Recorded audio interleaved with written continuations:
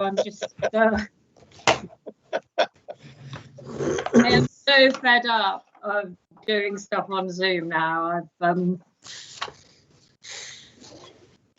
got 4 screens rather than paper. Okay, are we? It's 10 o'clock. I know the feeling. Okay, colleagues, shall we start?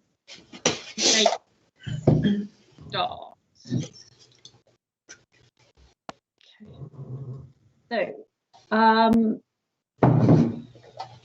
firstly, apologies for absence. Yes, Chair. So you've received apologies from Mike Lyons, Sarah Windrum, Councillor Chris Cade, Councillor Kate Wold, and currently you're not Cora. If you become Cora in the meeting, I'll pop it in the chat. Okay, well, we can celebrate. Declarations of interest. Do we have any declarations of interest? No. No. Okay, thank you very much. Okay, so welcome to hopefully final meeting as constructed as this scrutiny. Also welcome very much on International Women's Day, a day where we celebrate the achievements of women and the contribution they make to cities and regions, and equally where we actually need to challenge the continued inequalities that present in our society in terms of women. And you know, in some ways, in our combined authority, that is all too obvious, where we see some fantastic women, but again, we see the majority, overwhelming majority of the vote, the power held within the hands of men. So it's apt that this year's theme for International Women's Day is challenge, the need to challenge to make change. So I'm really pleased that we're holding a scrutiny committee on that day in line with that theme, and I do invite all of the committee members to seek to challenge to make the change. In particular, I clearly welcome the voices of women in this debate. Thank you, colleagues. Minutes of the meeting of 11th of January. I take them for true and accurate record, page 1, page 2, page 3, page 4, page 5. Does that seem to be a true and accurate record, colleague? Okay, and you will note as a matter arising that committee members' attendance has now been included as part of the minutes. And again, what I would very much like to do is to thank those members who've been really diligent in their attendance this year. Your contributions and attendance is really clear. Are there any other matters arising? Yeah, if I may, Councillor Fowler, I was looking at section 98, was referring to from Councillor Angus Lees when he was talking about addressing future generations, I think it was of education and non-school ready, and that he was suggesting that education process from start to finish was looked at further. Do we know whether that has been is being set up or with partners or whatever, please, Chair? I'm Lindsay. Are you? Yes, Chair. So this matter was discussed within the Black Country Scrutiny Review. Right. And it was taken forward as part of that review. Brilliant. Okay, so we can, Peter, we can pick up. Come in, Chair? Angus, yeah. Yeah, as Lindsay says, it's a point that we raised in the Black Country review, and it will be going to the board, I think, on the 19th.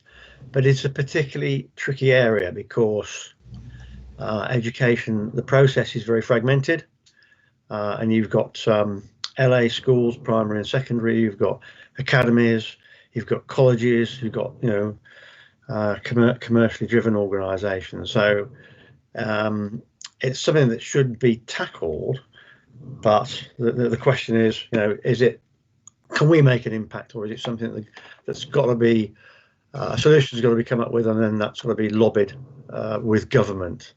That's my only issue. I think it's quite a problematical area. Okay. Thank you. Thank you for that. And Lisa, again with Angus, when he was talking about combined authority and local authority, which we do and we should be doing, and that's addressing future regeneration and not done in isolation. And then my final point was to Councillor Boston when he talked about, as he called it, the BAME communities, at about, as you have, you and myself, Lisa, have talked about adequate housing for health equalities, etc. Thank you. Thank you. Thank you for that, Peter. Okay, colleagues, let's move on to the substantive items. Economic funding tracker. Thank you very much, Chair. Yeah. So hopefully you will have received an updated brief over the weekend to ensure that the tracker that you've reviewed on a number of occasions in previous meetings has been updated to reflect the latest budget announcements at, last week on Wednesday. So it should be a familiar format to you. What we have done is highlighted in bold in the table those schemes that have been directly funded out of our Recharge Us, but we've also listed national funding announcements and other announcements that we think are relevant to the priorities we were pressing in the Recharge West Midlands document that was produced last summer. So I hope it's self-explanatory. I'm more than happy to take any questions. Chair, also just happy to give a brief overview of the broader context of last week's budget, if that's helpful. But again, we can come to that in the questions if necessary. Okay. Thank you, Julia. I think the difficulty about the broad overview of the budget is we actually have a significant agenda today. If you're with us for the rest of the meeting, if you're able to fill in any relevance that the budget may have to the 5-year plan and the Black Country study, I would obviously welcome it. I asked for the economic tracker to be put on this agenda, and I suppose again it's that kind of end of year, isn't it? And I suppose I come away still with massive disappointment on this one, partly because again it conflates what is monies that are coming through with very little reference to combined authority, such as local authority emergency funding, local authority business grant through COVID, with the broader money that is directly coming through. And as you say, it's highlighted in bold, but what Scrutiny asked for was they wanted to understand, and because I still would struggle, only the fact that I've had the joy of following this for 3 years now, you still struggle with what is the actual money in this year, when was it agreed, when will it be spent, what is the delivery?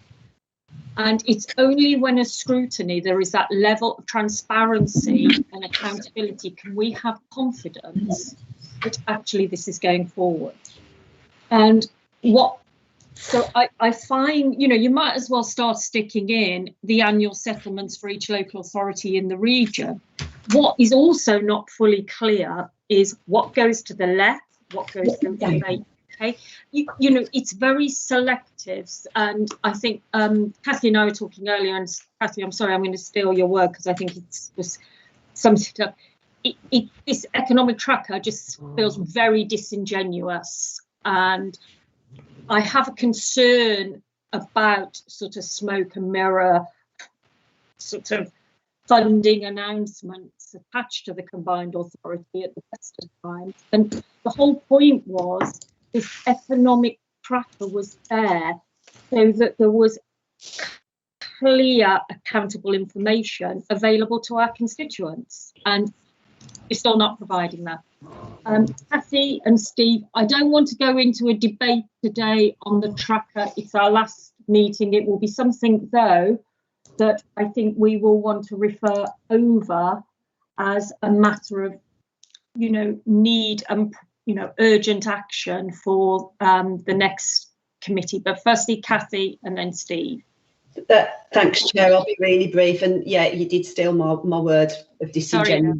But actually, I think the presentation is very disingenuous, and I think I would support everything that the Chair has said in how we asked for presentation so that we can clearly see what the asks were, what was being secured against those asks, clearly secured.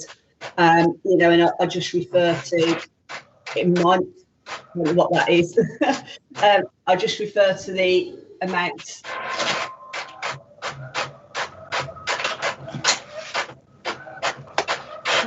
If somebody's got their mic on, can they?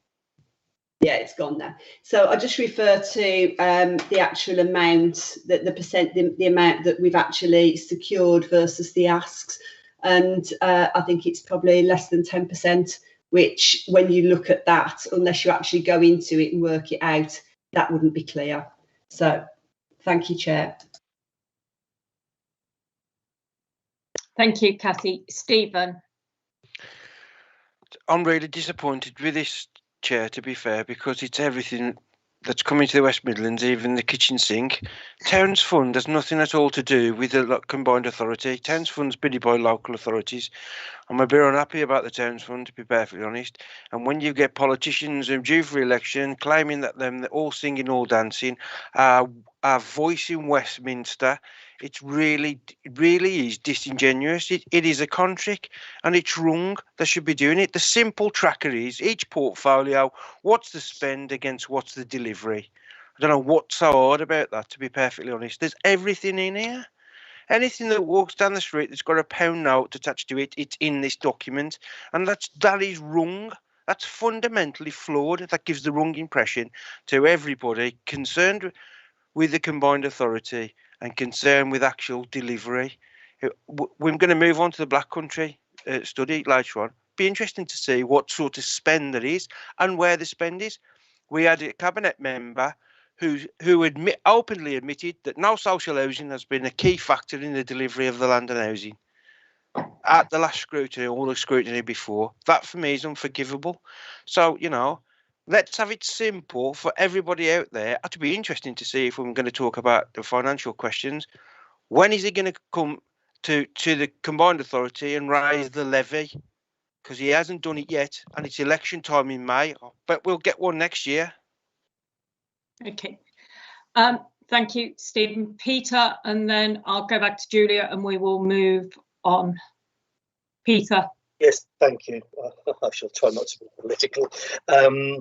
Just to say that, I do recall that some time ago when we were asked, and Stephen was quite right, he did say about we can't seem to see where money is being spent in the Black Country, etc. And I did suggest that we had a breakdown of areas of where money has been spent within the local authorities. And I'm looking at this as well, and this is no criticism on any staff or officer, that when I look at this, and when I looked at it over the weekend, and I thought to myself, well, if this is a public document, you find it a little bit hard to struggle. You see regeneration of brownfield, then the bullet points over the side, and you can't quite sync the way they go. And I think if I struggle and other members, there wouldn't be much hope unless you've got a good expertise in this, for members of the public would find this just as frustrating. It does need to be much clearer, and that's a request to officers and staff that work on this. Thank you, Lisa. So thank you for that, Peter. And yes, you're absolutely right. You did flag up, as did Angus and Stephen, the importance of knowing what's going where. What I think you're hearing, Julie, is a concern that because I love your term at the end of your tracker. You say grand total 9.24 billion. That is not an auditable figure. that is not a figure we can accept as something, as a resource that the combined authority has achieved. And if I hear or see that figure being quoted anywhere, I will be very clear that this is not a robust figure. And I'm really concerned that this has been pulled together in a paper. As Stephen has said, we are in an election time, and it's absolutely vital that as Scrutiny, we are given the information so as cross-party, we can be absolutely clear on what, we should be the fact checker for the West Midlands. This document does not allow us to do that. But thank you, Councillor Trickett. If I can respond, so I suppose the key point for me here is that the Recharge West Midlands was not a list of combined authority asks. It was a piece of work that was pulled together across the whole region. So it sought to propose and put forward investments that would help the economy mobilise quickly once we got out of restrictions, and those included propositions that would be delivered across a number of public and private organisations across the whole region. So it should be viewed as a regional document rather than a combined authority document of funding us. So that's why, partly why it's presented in the way that it is, but it's why when we're looking at the resources secured against that recharge document, it is not limited to resources secured for the West Midlands. So I'm more than happy to have to follow up with Linda, our finance director, to ensure that that for you have that clarity of and a clear enough distinction of what is relevant to the broader so the combined authority playing that regional convening role, what is relevant from our financial monitoring point of view, and to ensure that if that's what the committee is interested in, it's about ensuring that the resources secured for the West Midlands Combined Authority and delivered, and the point at which they are secured and delivered, should be picked up and should be clear in the financial monitoring. So I'm more than happy to work with Linda to make sure that we've got that tracking through. But this document was never intended to be a kind of auditable CA document. It was about Recharge West Midlands, a regional set of asks, and giving us an understanding of how announcements, investments made by government related to those asks. Okay, so I hear that, and I welcome you going back to Linda. What I note though is that there are headings in there that don't relate to the recovery document. So it's very, I'm sorry. Yep. Your clarification actually hasn't answered it. This document is utterly disingenuous, and this £9 billion total is just farcical, and it doesn't do the combined authority any credit. When we are potentially facing cuts in local government, to have the combined authority putting out fairy tales when we're having to pay levies over is not helpful. Okay, thank you for that, Julia. Oh, God. Agenda item 7. Colleagues, the Mayor's response to our letter. Tim, you've got your hand up. Yeah, thanks, Chair. Sorry, I just wanted to just come back on that because I absolutely appreciate what the comments that you've made about the document and the way you want to see it presented in a different way. I think it's Julia has explained the reason for some of the presentation, and I suppose just wanted to sort of say it's not a fairy tale, I suppose, on behalf of the combined authority. I mean, we work across the region. It's one of the issues that the work that we've done on governance has identified, that it's often hard to see where the combined authority starts and the local authorities finish, and vice versa. So if there are things we can do to make this clearer, then absolutely, as Julia's already said, and Linda, we will do that. But I just wanted to sort of make the point that officers don't come to scrutiny to deliberately mislead. That's the only point. Really. I am clear on that, Tim. What I think is increasingly a concern, we had asked for a robust tracker document, because what we do know, we engage in a political environment, and politicians of whatever party are keen to make announcements to appear that they saved the world. And what we wanted to do was to have a reality check. And it is regrettable that this is not a document that reflects the reality, the lived experience within our region. That is my point. And if it's not a reality, then I was using a short-term fairy tale. Steve, unless this is absolutely desperate, I don't really want to take it because we're moving on to item 7. The simple answer to this, Tim, is just give us an assembly where we can have proper accountability. This is flawed. This is a flawed document, and I'm offended by you saying that this is not a fairy tale. It is. It's pure propaganda. Who signed it off? Okay. Comments noted, Councillor Simpkins. Okay, let's move on to agenda item 7, which was the Mayor's response to the budget questions that we sent through to the Mayor, and in particular the challenges that we put up. And very much colleagues will recollect, I think our challenges had 2 key elements: the importance of the budget reflecting what is distinct and different about our region and the component parts, and the absolute need, given the gross inequalities that prevail in our region, that we needed a budget that truly picked up on how we can actually secure inclusive growth by addressing those inequalities and the systemic problems. I think, again, I welcome members' views of this letter. I first read it and I think because I'd got confused with the policy one, I thought this was fine because I would have actually gone back sooner. What I'm deeply concerned about, and again, I welcome the committee's view, and we can cover some of this in the Black Country review, but is given that we have said that we were really concerned that the budget was not reflecting the very deep challenges of our region, the needs and requirements, for the Mayor to then, in his response to us, to say that he notes our concerns on basically he hears what we're saying about the needs and requirements of our region, the inequalities, and our record on that is good, without any evidence.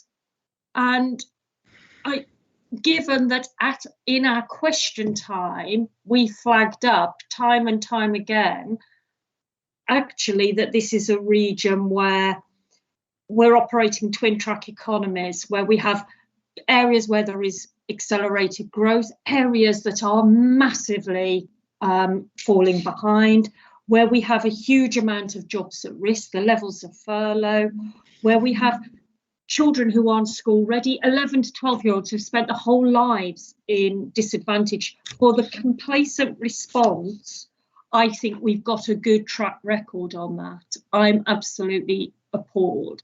And again, I welcome people's view. I do not feel we can take that kind of complacency sitting down, and I would very much welcome us just going back and challenging it. And again, we can challenge within the minutes for the combined authority. I have Councillor Ahmed Boston. Ahmed. Thank you, Chair, and I totally endorse your sentiments. It's frankly clear across the region when we look at how the combined authority has allocated a lot of its funding over the years. It has been for the flashy projects, areas that I represent in Sandwell, that colleagues across the political spectrum represent around the Black Country and in Birmingham, that are the deprived areas that are of our country that need investment. We're here to speak on behalf of them, and I think that the mayor is not being honest with us when he's saying that, you know, we're doing quite well, as Councillor Simpkins said earlier in this meeting, and I think it hits the nail on the head, quite frankly, when we've got portfolio holders coming forth and saying we're not here to address the issues of social housing, affordable housing. I think we have a chronic problem in our region.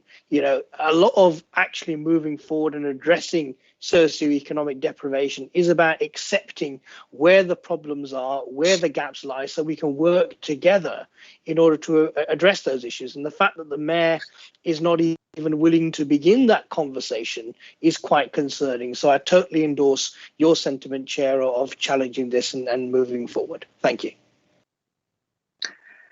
Thank you. Do I have any other colleagues' hands? I don't see any. On that basis, spoke far too soon. Sorry.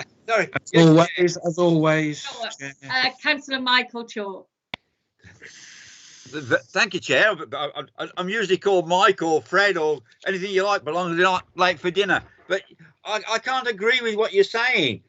I mean, as a non-constituent authority, we put a few bob in and we get very little out. But at the same time, we are actually, as a local authority, we've asked the government for £25 million for our town fund, and I'm assuming that that's included in all the finances that the mayor is talking about. Also, you know, you say talk about fancy operations, and really what we're trying to do, as far as I'm concerned, and we're trying to do that in Redditch, is to put forward schemes which ultimately will generate employment, generate therefore, you know, improve people's way of life. The other thing, I mean, personally, I've got a bone in my bonnet about the fact that the local authority can't deal with education below the age of 16. To me, as an ex-teacher, a retired teacher, education starts at 5. And we really should be putting some money into primary schools and middle school, well, junior schools, as well as and high schools, secondary schools, as well as the colleges. Because if you don't get kids interested earlier on, then I doubt very much. My other concern, and I'm not quite sure whether we could bring it into this point, is we're told we've got massive skill shortages. You could argue that the combined authority isn't doing much on that line. However, I can't seem to find anywhere where people are saying, other than, oh, it's digital, it's all digital. Yeah. But, you know, is it just knowing how to use word power, or whether it's, you know, a spreadsheet or a database, or is it CAD or CAM, all these sort of things? What is it we actually don't have? That's where the problems lie. Anyway, I've had my little route now, boss. I'll sign off. Thank you. Okay. Thank you, Councillor Chalk. And again, I utterly take your view about the school pathway, because again, I think it's the fact that we don't have children that are school ready, the fact that we have so many 11 to 12-year-olds, and post-COVID, the levels of disadvantage that will have been built in make that education pathway all the more critical. And I think, again, this comment was very much geared towards the high levels of deprivation, what we've said as a scrutiny committee, and this is my challenge back to the mayor, is the gross levels of inequality and the deprivation within our region. We need policies, practice and investment secured at addressing those. And for the mayor to just say our track record of this is good, when we know that there are people who are poorer, people who are dying younger, that we've got falls in apprenticeships, you know, whichever data sets we look at, it's not a good track record. My whole issue about politics, and it's one I throw at my own leader very often, is until you own the challenge, you will never make the change. And my deep concern here is that the mayor is not owning the challenge. Steve Simpkins, then Peter Fowler, and then Angus Lee, and then I'm going to move on.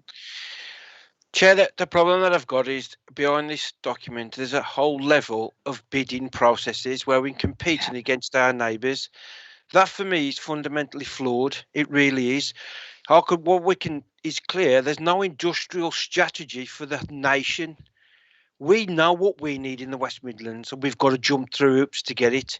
Let's use the Towns Fund, as Michael heard it before. We put a bid in for £48 million to resolve the issues that Michael talks about, that he's suffering from. We received 25. Now, I want to put on the record, will the mayor plug that gap? Because we know what we need. So there's a level of bureaucracy, and we're competing against our neighbours. It's about slicing up the pie very thinly across the region. That for me is wrong. So we need proper accountability, a proper strategy, and a proper route to delivery. And and that's got to work hand in hand with local authority, and it's not happening. I can categorically tell you it's not happening. We can't even get where the spend is across the region in a document from the previous item. It's so frustrating.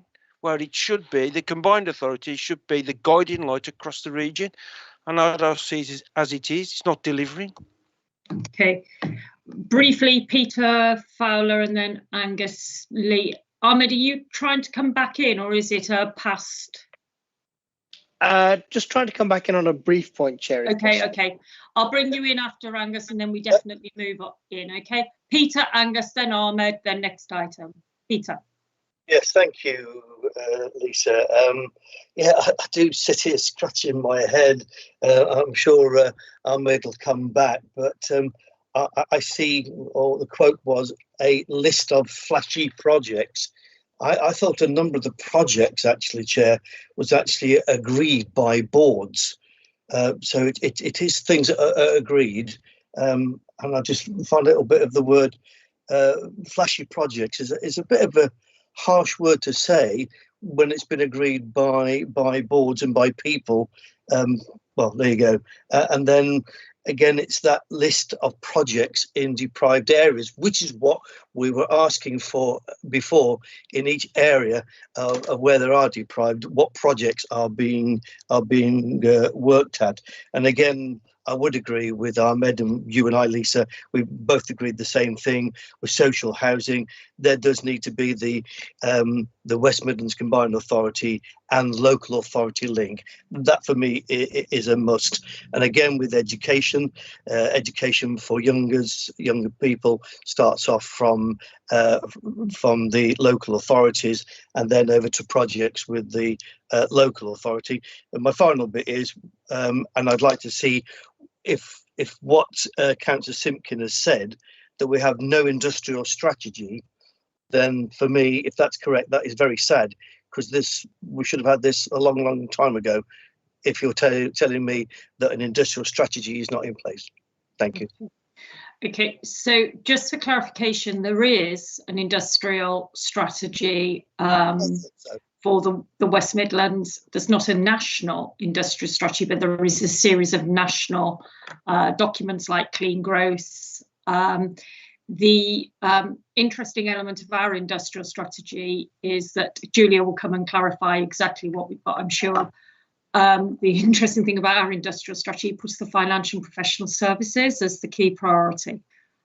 I think, Peter, as well, and we must reflect this back to our response to the Mayor, you and Stephen make a very important point, that partly the inability of the budget to respond to what is distinct and different about our region is that we are subject to these external bidding funds rather than proper devolution. Angus, briefly, then Ahmed, and then Julie, if you want to clarify anything. Angus. Thank you, Chair. I'll be as brief as I can. I think the last few speakers really are covering some of the subjects that come up in the agenda item number 9, which is the Black Country Review, where there are major problems in our view. on the educational pathway, which should really go from preschool through to uni, college, or stroke apprenticeships. And it's not, it's disjointed and owned by different organisations. The bidding process, it's been raised, saying we brought that up in that that's disjointed and short term. So it normally works within the LA or combined authority financial year, and the regeneration that we're undertaking needs to be thought through from a longer term perspective, 3 or 4 years. Also, the sort of dependabilities on the LAs that are regenerating, but they're only regenerating within their own borders. But a lot of the regeneration is dependent, like the metro, it affects everybody. And I think that's not joined up. And the West Midland Combined Industrial Strategy that we then, you'll see in the document when we come to it, we looked at how it's failing. The local industrial strategy, the regional skills plan and the strategic economic plan seem to be done in isolation. So, you know, I'm sure we can discuss that a bit later on, but I agree with everything everybody said so far.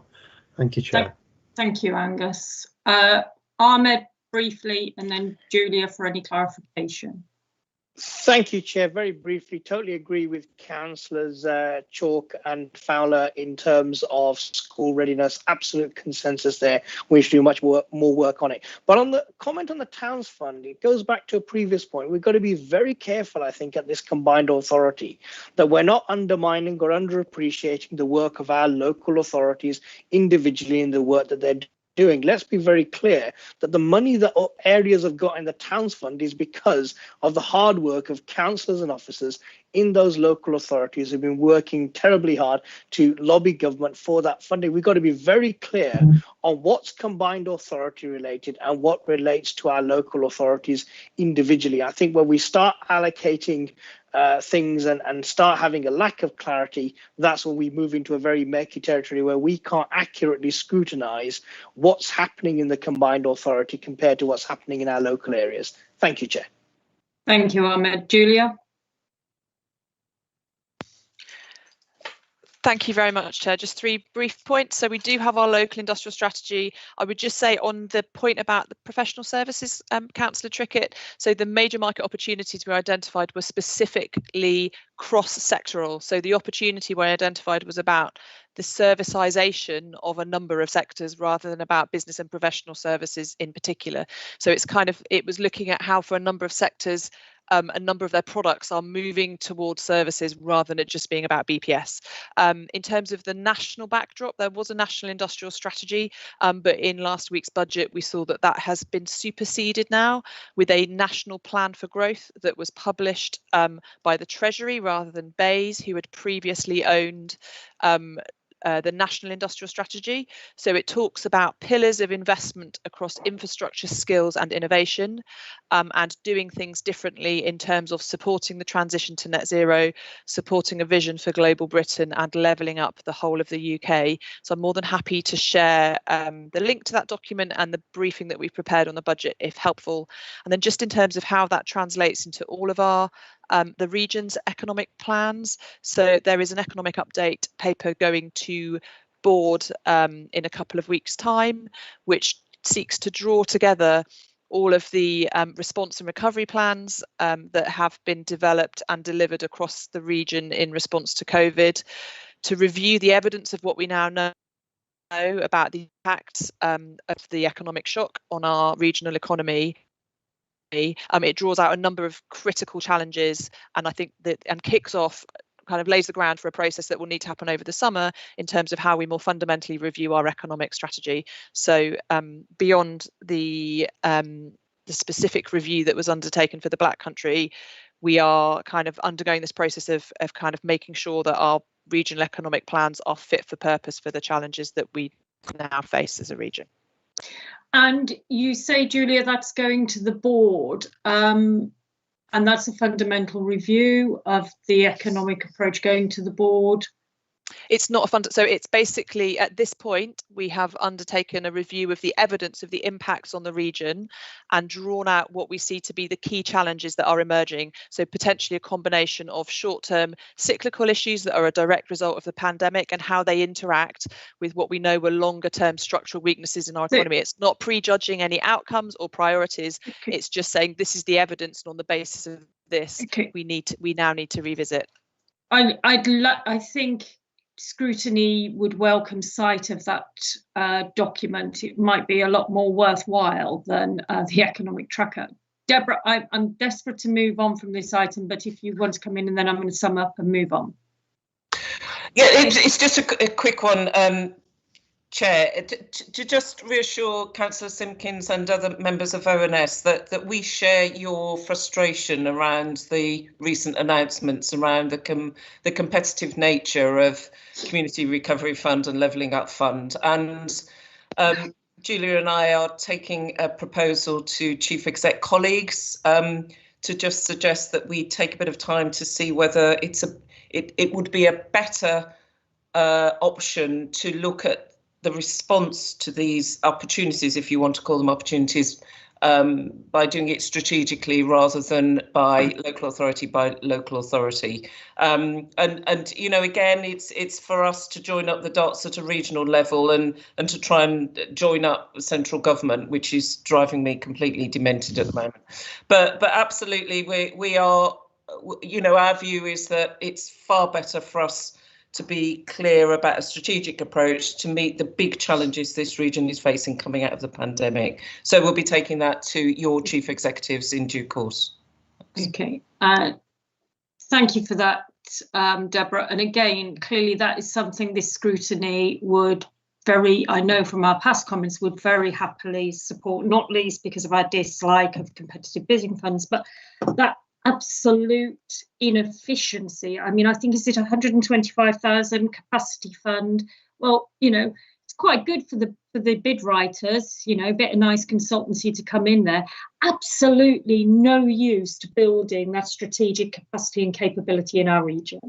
And without that, and without growing that in local government, we're stuffed. So if there's anything we can do, I share your despair and more than happy to help.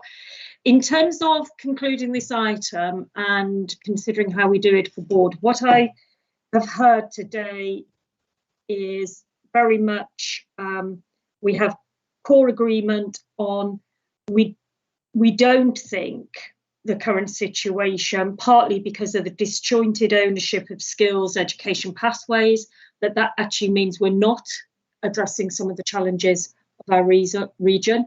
I think in terms of the 7 Mets, there is a real concern about what's distinct and different about each area and the depth of inequality. That, you know, I think it has been that COVID has served to accentuate and accelerate processes that we already knew. So actually, you know, it's not okay to say our record is good, and that we will ask for that to be reflected upon. Does that pick up on the range of comments that I've heard at the meeting? Yep. Okay, next agenda item, massively important, 2041 plan. I believe, is it Jackie or Ed? I'm going to kick off if that's all right, Chair. Yeah.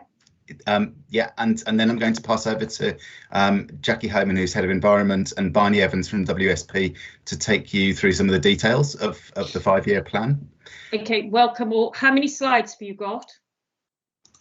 Not too many, but what we've tried to do is synthesize the weight of the report. So I think there's about 7 or 8 altogether, but we'll go through them quickly. Okay. Is that okay, Chair? Yes. Yeah. Super. Well, I'll just make a few. I wanted to make a few comments by way of setting the context for the 5-year plan. First of all, just to zoom out and see it as a small but important milestone in a much wider narrative about climate change. I think 3 or 4 years ago, so-called green stuff was presented as a big problem to us and a big cost to economy and society, whereas now I think the green industrial revolution, or whatever you want to call it, is actually seen by many as a huge opportunity. And in political debates, we're beginning to see a race to the top, who can go furthest and fastest. But I think we've got a mountain to climb, and it's, I think, a welcome situation that the narrative has changed so much in the past couple of years. The second thing I wanted to say by way of context is that whilst there's been a huge amount of work and effort in the combined authority and with partners dedicated to pulling all of this together, and we're very grateful to local authority partners in particular for working with us on this, it hasn't come at the expense of urgent action. So there's a number of things that we've been doing even during the pandemic alongside pulling together this 5-year plan. Things like Transport for West Midlands active travel corridors, again in partnership with local authorities, all the tree planting, 16,000 trees now registered on the Virtual Forest website. We've given support to innovative green tech SMEs through the 5G Innovation Challenge, and work going on, for example, around brownfield land reclamation, the Zero Carbon Homes Charter as well. So this hasn't been at the expense of activity. We've also been trying to put in place some of the foundations that we need so we can now activate a step change in our activities as we look to a new financial year, as we look to a new mayoral term, trying to unlock, if you like, the resources that we need to scale up now the transformation that we need. So things like the fuel poverty and regional retrofit programme, circular economy roadmap, electric vehicle infrastructure strategy that we're pulling together, the green finance working group, and I think crucially working with the behavioural insights team to look at how we use moments like COP26 and the Commonwealth Games to unlock the behaviour change that we need to see in citizens and businesses. So lots has been put in place to try and get us to activate that step change. And then lastly, just to, in terms of context setting, I think we recognise that the responsibility for the race to net zero can't just fall to the combined authority alone. There's a big responsibility on the combined authority to offer leadership and to facilitate and to unlock resources in particular. But this endeavour requires absolutely everybody to play their part. And if some can go further and faster, then that's absolutely brilliant. It's our hope, though, that the 5-year plan, if nothing else, provides an evidence base upon which all partners can build their own plans. And of course, we're setting out our own policy programme as a combined authority in responding to that evidence. But ultimately, we're trying to create a permissive framework that encourages everybody in the region to address the climate emergency and to seize the opportunities to make the West Midlands the home of the green industrial revolution. So it's in that spirit that we welcome this pre-board scrutiny panel, if it means that all of us can go further and faster. So I'm going to hand over to Jackie now, who will take you through some of the details of the 5-year plan itself. Okay, thanks, Ed. So between myself and Barney, we'll very quickly take you through some of the context, because I'm aware that the papers that you received were lengthy. So just to touch on where this came from. So in June last year, we took a paper to the Combined Authority Board on WM 2041, implementing an environmental recovery. And the 5-year plan was one of the actions in that, and was in response to the consultation that ran earlier in the year on the WM 2041 strategy. So there are 5 principles that underpin it. The first thing we wanted to do was to make it an evidence-based plan. So appreciating that we are not going from a standing start, there is already a significant amount of work happening across the region with our local authority partners, but also the private sector, environmental NGOs, our research institutions are already doing significant work in that space. So we wanted to capture that as part of understanding our business as usual position. We wanted to develop a common vision for stakeholders, and we've worked really hard with the local authorities, and also WSP as part of this work have consulted with 240 different people in 97 different organisations across the West Midlands to understand how we can build this plan for the region. To deliver, we know that we need to build on existing routes for delivery, but also to explore some new routes for delivery. So some of the things in the plan will require us to think about who is involved in delivery and how we do that, part of which will require new funding sources, finance and investment, So this is a costed plan against the different deliverables and goals. We've put the level of investment, not all of which obviously will come from the combined authority or the public sector. Some of that will be needed to convene different actions and activities, but we know there is a commercial return on some of the things that are in the plan. And we hope that all of this will add up to a step change to addressing climate change, which we've already acknowledged is an emergency, and we'll need to take considerable action to address it. I'm going to hand over to Barney, who's going to take you through some of the statistics and modelling that WSP pulled together. Thank you. Thanks, Jackie. Morning, everyone. It's good to be here. So yeah, this slide just shows you, in a sense, our starting point. So this is more or less where the West Midlands is today. It's actually 2018 data, but this is as recent as you can get it at this level. And it shows the breakdown of greenhouse gas emissions by local authority there on the top left, you can see.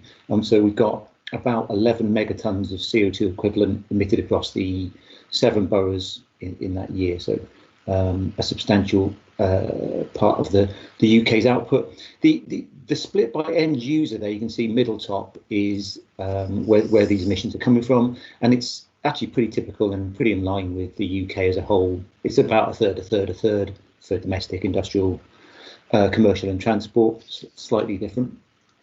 And then on the right top there, you've got the breakdown by end uses, and this is where we get the data from BEIS to do our analysis. So about half the energy used in the region is gas, about a third's petrol, 20% or so is electricity. So these are the sort of raw data. This is where we're starting from on our journey to get to net zero. Next slide, please, Jackie. So to try and work out what we could do to get to net zero, we broke the sectors down into 5: domestic, commercial, industrial, transport and land use.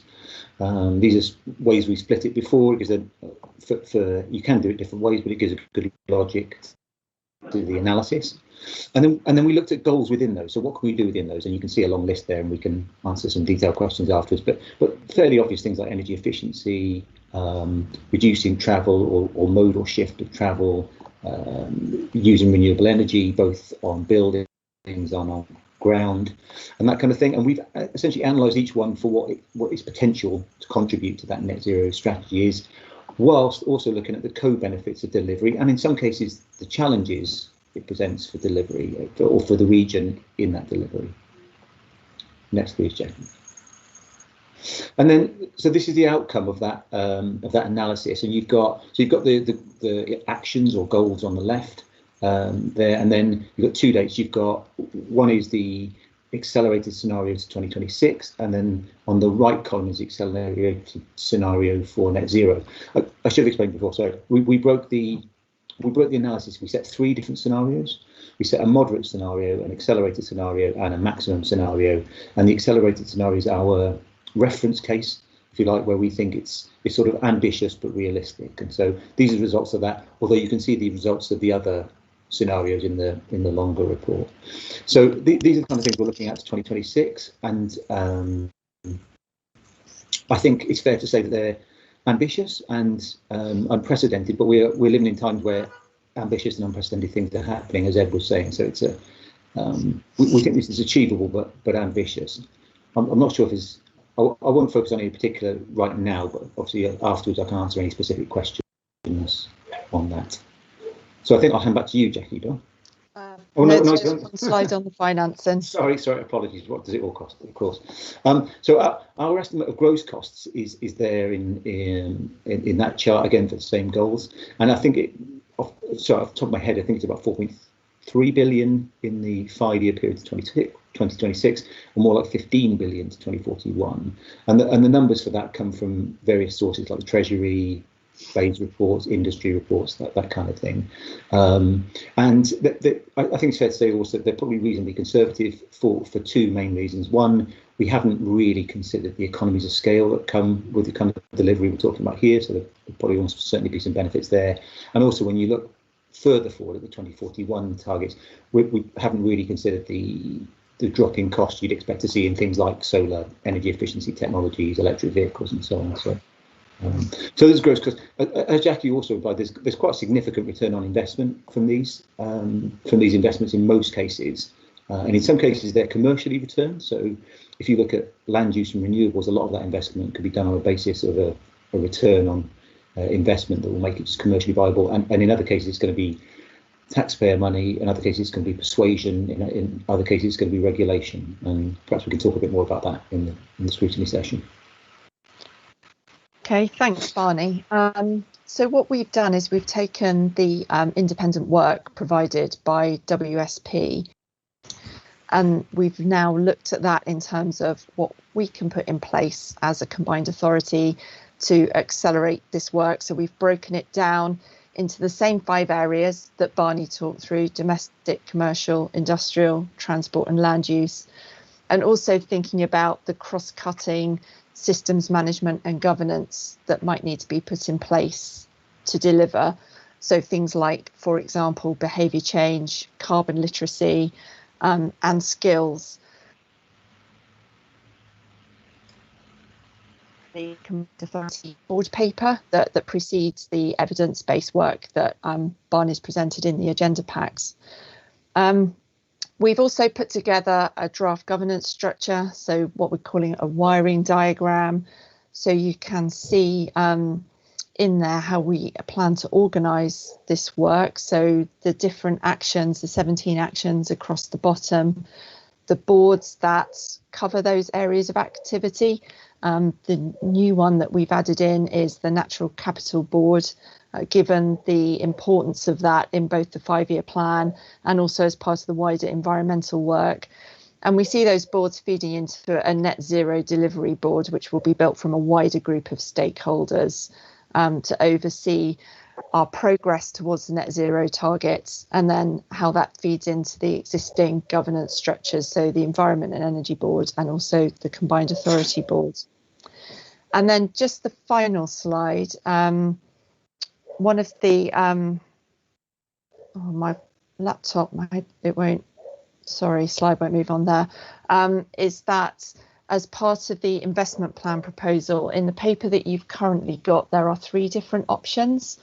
The current position is that we will be looking at what is option C in that paper, so 5.1 million to be put forward across the areas you see here. So the net zero neighbourhood demonstrator, so how you bring together these different activities in place and look to do things like, for example, retrofit at scale. The Smart Hub, which is to organise our retrofit work and also bring scale to that activity, work with the supply chains to deliver more effectively. Our Natural Capital programme to include some green grants to address where there is currently deficit of access to green space across the combined authority, and we've built that evidence base already, and also to support the expansion of the environment and energy core capacity, because we're currently working with very small teams to deliver. So that's all we wanted to share with you. I will stop sharing my screen, and then myself, Ed and Barney will take any questions. Okay. Thank you for that, and thank you, Ed and Barney. Colleagues, just for matters of transparency, and Tim, please correct me if I'm wrong, I don't believe I have a pecuniary interest, but given I work in the region and in the city of Birmingham on action on climate change, and I am currently engaged in looking at retrofit modelling, but not under any paid contract at this point in time, partly because of the university being so crap at its contracting processes. I do not have a contract, but I would want members to be aware that this is a field I work in, because I think it's just important to transparent. I think it's a personal interest, Chair, not a pecuniary interest. Cool. Thank you. Thank you. Okay, so that means I can have fun. Okay, colleagues, I very much welcome people's comments on this. I suppose if I could just kick off with a few observations that I'd like you to sort of come back to, and then I can draw on my wider colleagues. One question I have large scale in my mind is I welcome the amendment, but I suppose what I look at is what's different today to what actually we had yesterday. And how do I know what am I meant to do different today? And what am I meant to do different by the end of next week to show I am actually on this pathway? And what I really feel is missing is that very clear understanding of what we need to do. And unless we start having that clear understanding, you should ban the word route map. If I hear one more route map being produced, because we're going to have so many route maps, the planet will have actually have run out of time by the time we've got to the end of those maps. I just have a query as to the original strategy, the 2041 strategy, and the carbon budgeting was on a 3-Met geography. This plan is on a 7-Met region. Now, if you look again at the 7-Met areas and you look at the actual carbon budgets, we bear the strain of the inward travel of people from the areas that surround us. And I am deeply concerned that the way that this has been framed, one, you can't compare the strategy that was signed off to what this plan now is, but equally it's putting undue pressure upon the 7-Met areas where we have the most inequality, and it's not giving clear direction to what others should be doing. And particularly the absence of clarity on some of the transport matters really concerns me. Because again, Warwickshire getting its act together on clean transport and promoting electric vehicles in that area is as important to Birmingham as anything we do. And the Mayor has powers around clean air. It has the ability to influence transport, and this plan is very silent on that. And I suppose where I will come from is where I worry with this plan is you're using the same assumptions of the way to do business in our region that have helped create some of the inequalities that are happening. So there is no coherence to where actually you should be intervening. If you've got 20,000 houses that need to be done, should you be building a third of those through off-site construction to zero carbon, and actually you should be investing in a factory? I don't see in this plan any big moves. And again, what I suppose I come back to and where my concerns lie is there's very little about how we're going to do it for ourselves. And Ed and Linda, I know, were at a workshop I helped support, but was under the auspices of the Birmingham's Route Zero Task Force, where the absolute imperative of understanding our assets in the region and sweating those in a way that allowed us to manage our own zero carbon future. Because again, if we continue to wait on national bidding, we will be too late. And what we will also find is, as is so often the case, and we've already seen the Warm Homes grants go belly up, actually what you do is you can top slice. If you offer something to the market, you top slice the easy to do, and given some of the real challenges of our region, you leave those behind. And again, I suppose one of my challenges here, apart from the fact that you're not moving fast enough and quick enough, is you're not accepting head on some of the challenges. And where I think this plan is criminally silent is on the just transition.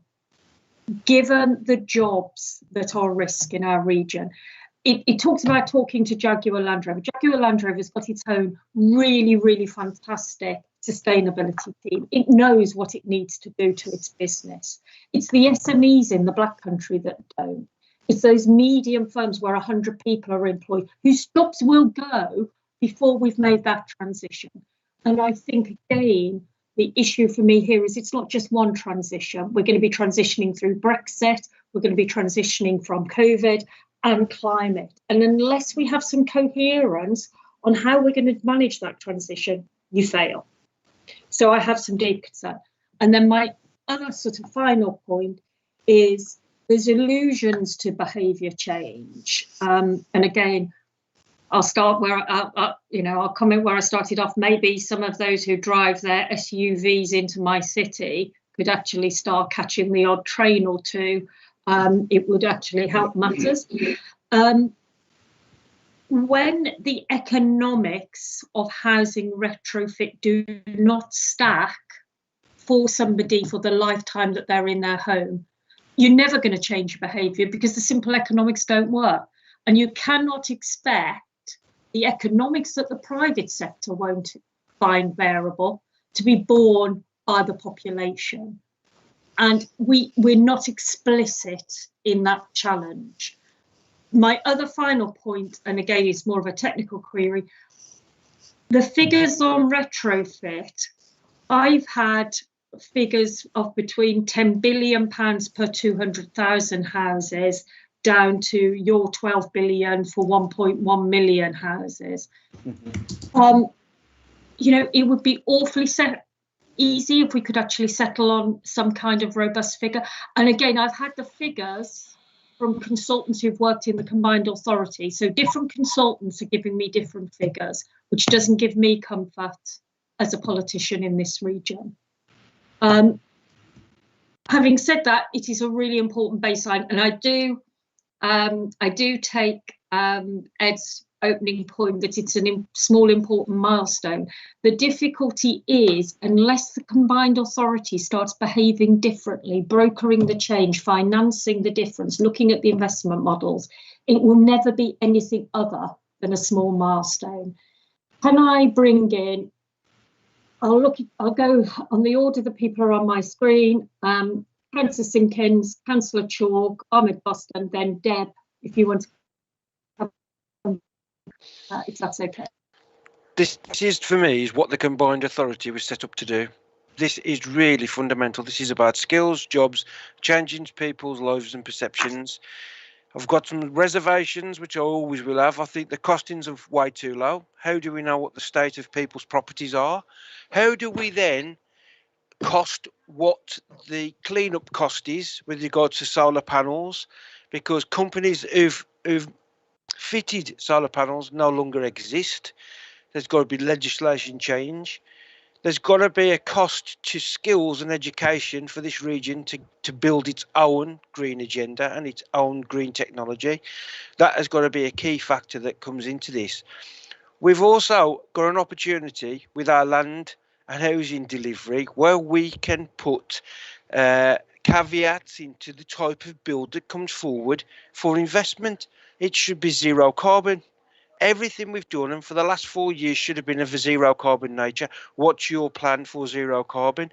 We can do that now, I would have thought, I presumed, but that doesn't seem to be happening. I would have again, not a bidding process, because there will be a bidding process. We'll be competing against each other. That shouldn't happen. We should also strengthen and work with local authorities how we deliver this. There's a great opportunity here to have what we did in the 60s, which was the slum clearance. We could do that. We could do that across the region if we're smart enough to implement it and brave enough. It's going to take some real brave decisions. The other thing is that we need a proper coordinated plan for people to get out of the car. Most definitely. It's no good the government instructing Birmingham City Council to implement green air zones and clean air zones without the funding that backs that up. It's, local government's been stripped bare, and it's going to bear the brunt of the cost of COVID.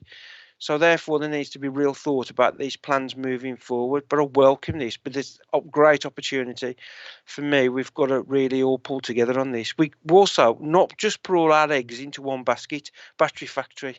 Let's look at alternatives. By the time we've retrofitted some of the domestic stuff, the technology have changed, and we'll need to look again at that. to build that flexibility into this. But I'm excited by this proposal. These are the type of projects that we should be pushing forward. It's simple. Okay, thank you for that, Steve. Ahmed, sorry, Michael.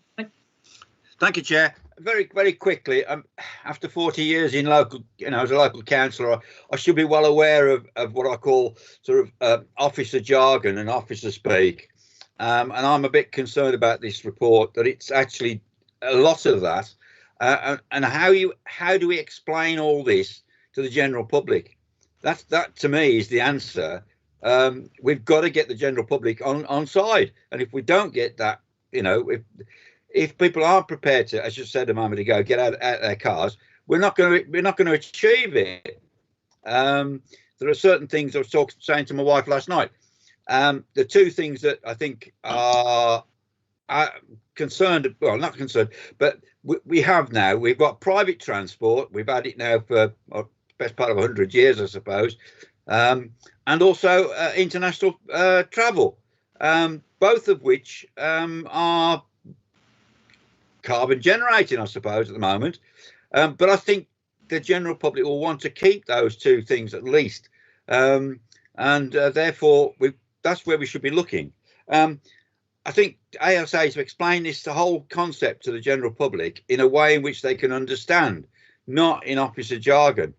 Another very small point, zero carbon building.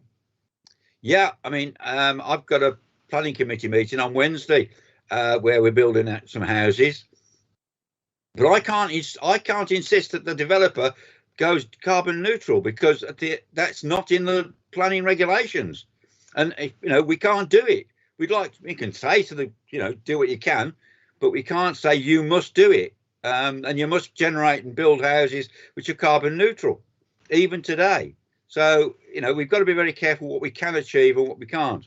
And finally, while the officers, I was paying attention, but while the officers were going through their slides, I was trying on my personal computer to actually drag up this particular document from the internet and from the West Midlands Combined Authority side, and I couldn't do it. So how do I show this thing to my fellow councillors to help that, as a borough council, generate the emphasis that we need?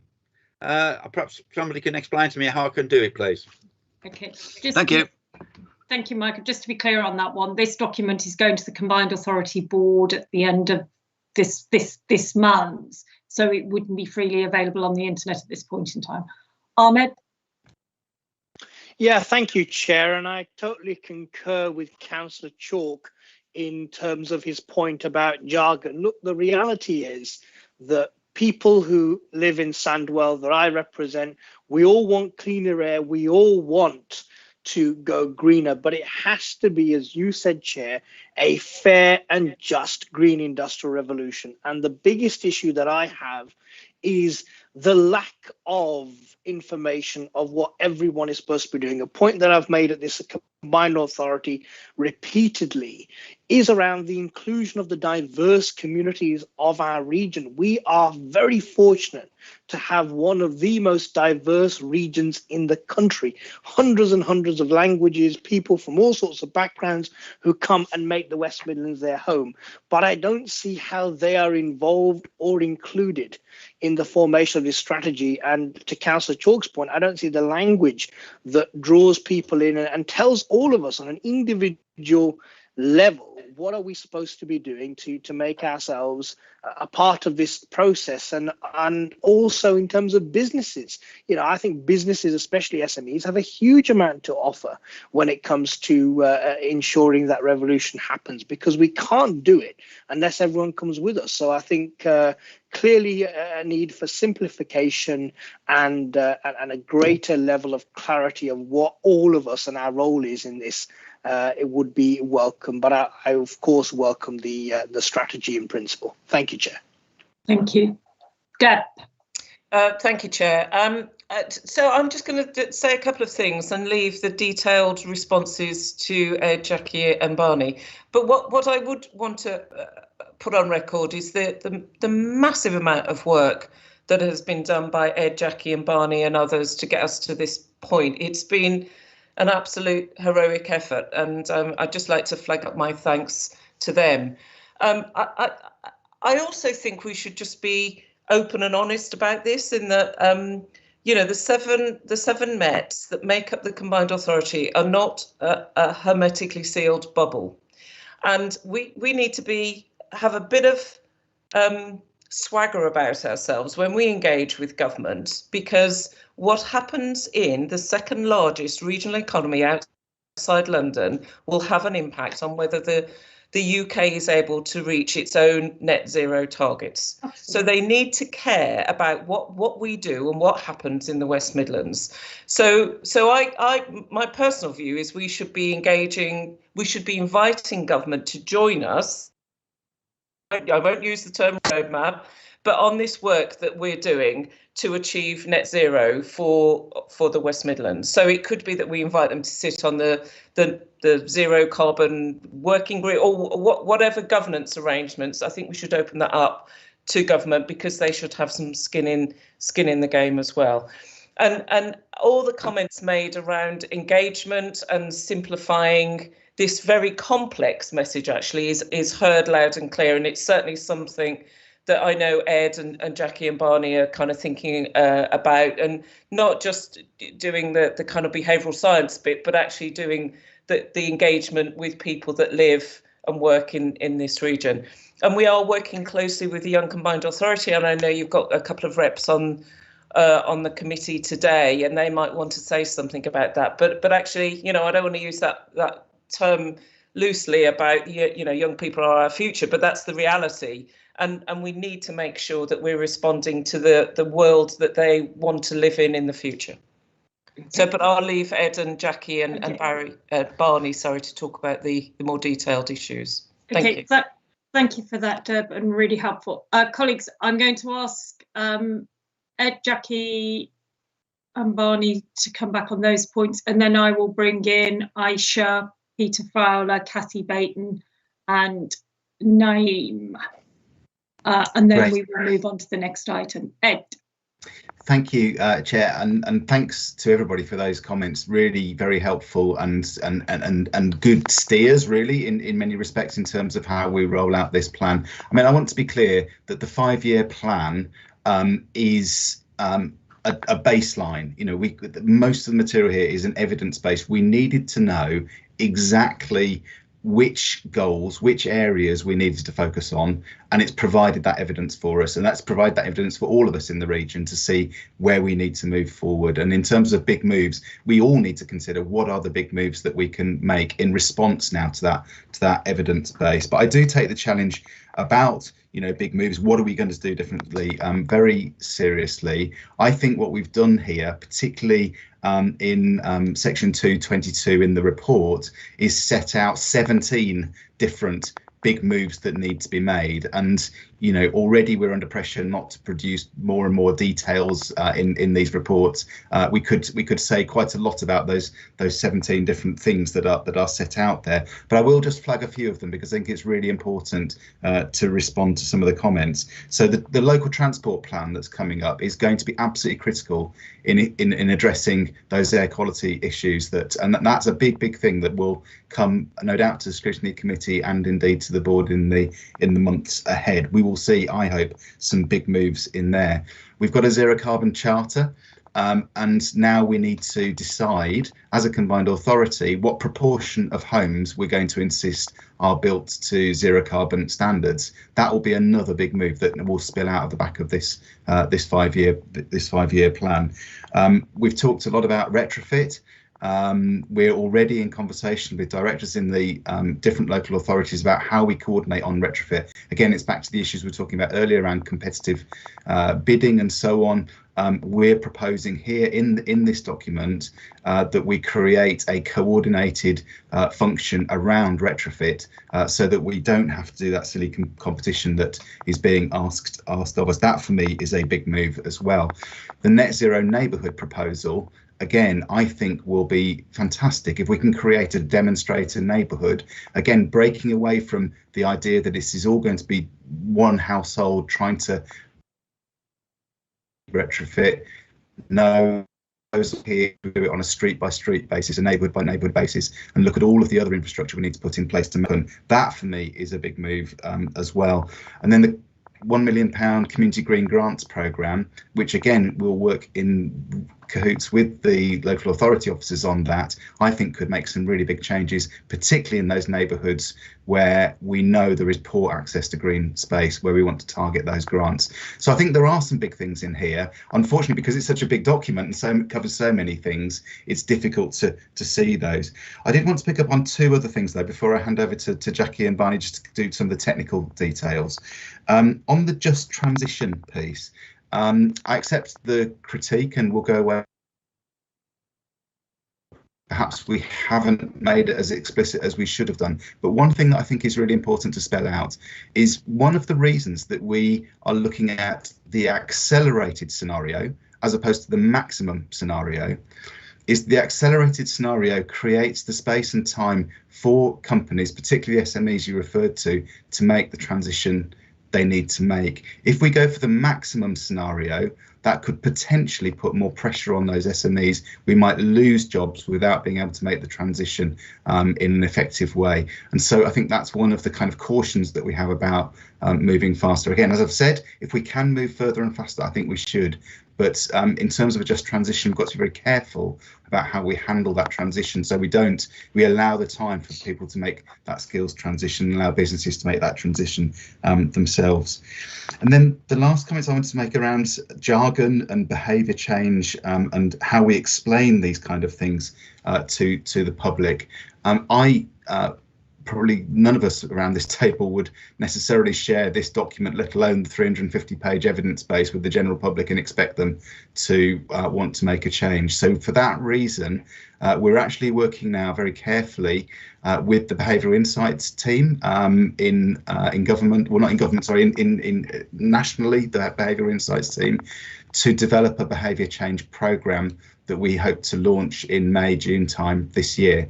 That's going to look in really careful detail about how you communicate some of these things, both to businesses and to the general public.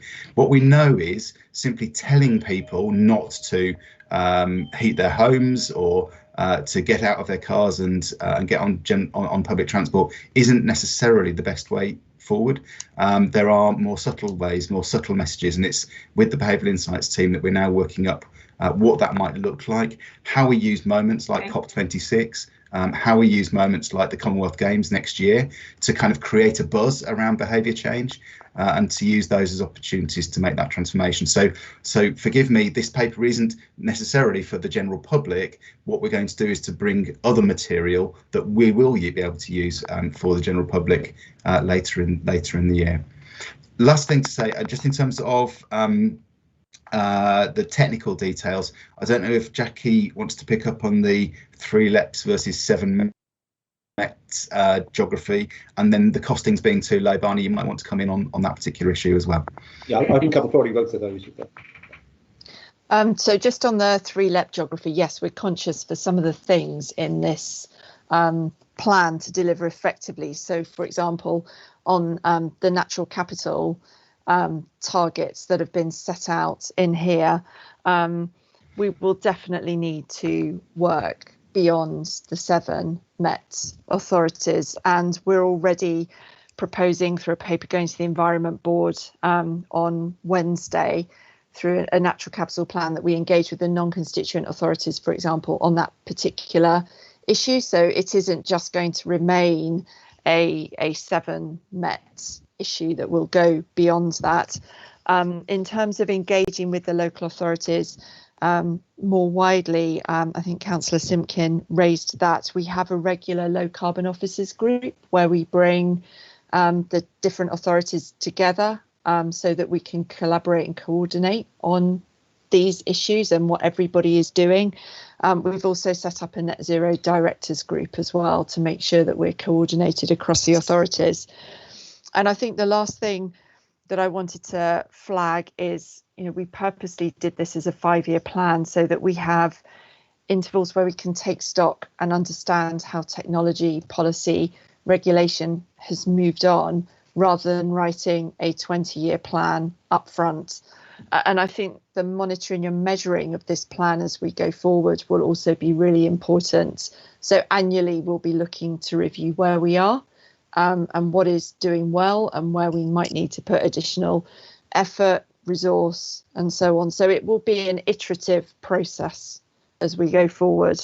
I think they were the main other things to pick up on. Okay. Barney. Yeah, okay. So I'll try and pick up on, there's quite a lot there. So I think the methodology. Briefly. I will be brief. The methodology is exactly the same as was used in the WM 2041 report, just for consistency. On the point about vehicles coming in and vehicles going out of the geographical boundaries, I agree that is it's a weakness, but it's one of those. It's difficult to see how you can easily remove it. Of course, you win on anyone leaving the region. Yeah, you don't get punished on. Just a couple quick on the SME challenge and talking to the public. I agree. I've worked in this area for a long time, and they're both a challenge. The SME particularly because they just don't have those sort of sustainability departments that you can lock into. So I agree it's a challenge. On the point about the report talking to the public, I think that is the point. As Ed said, it's not really intended for the public, although we understand, of course, it's an open document and everyone can read it. We have tried in the report to do some things around the day in the life of someone who's a West Midlands resident and how that could, but I accept it's probably not, it's not ideal for that purpose. A couple of other things. The attitude on the retrofit, I think it was you, Councillor Trickett, who was saying the retrofit costs vary wildly. And I think that's partly because what people mean by retrofit varies wildly as well. And I think one of the things we've learned over the past decade, as you implied, is what there's been is some quite ambitious goals to do huge retrofit, like, proper, do everything. And as you say, partly doesn't pay back and partly it's unrealistic. And so the reason ours is probably slightly lower cost than a lot would expect is what we've tried to work out is a reasonable set of measures you could apply to almost all homes without major burden. And I think there was one point on the housing around net zero, Councillor Chalk. You can now require net zero homes. I think, I'm not a planner, but my understanding is that you would need to have that in your local plan, and that's probably what's holding you back, if you see what I mean. So, but you can do it, I suppose, at least. Well, that was it. Okay, and again, I'll try that on Wednesday. You have to have it in your plan first. And again, I think, Barney, where this report's silent, just picking up on the point that Councillor Simpkins made, we have a lot of local authority, publicly owned land. You release as a combined authority a lot of ex-publicly owned land. You have to be climate coherent in everything that you now do, and my concern is we're all releasing land and not putting zero carbon requirements on that.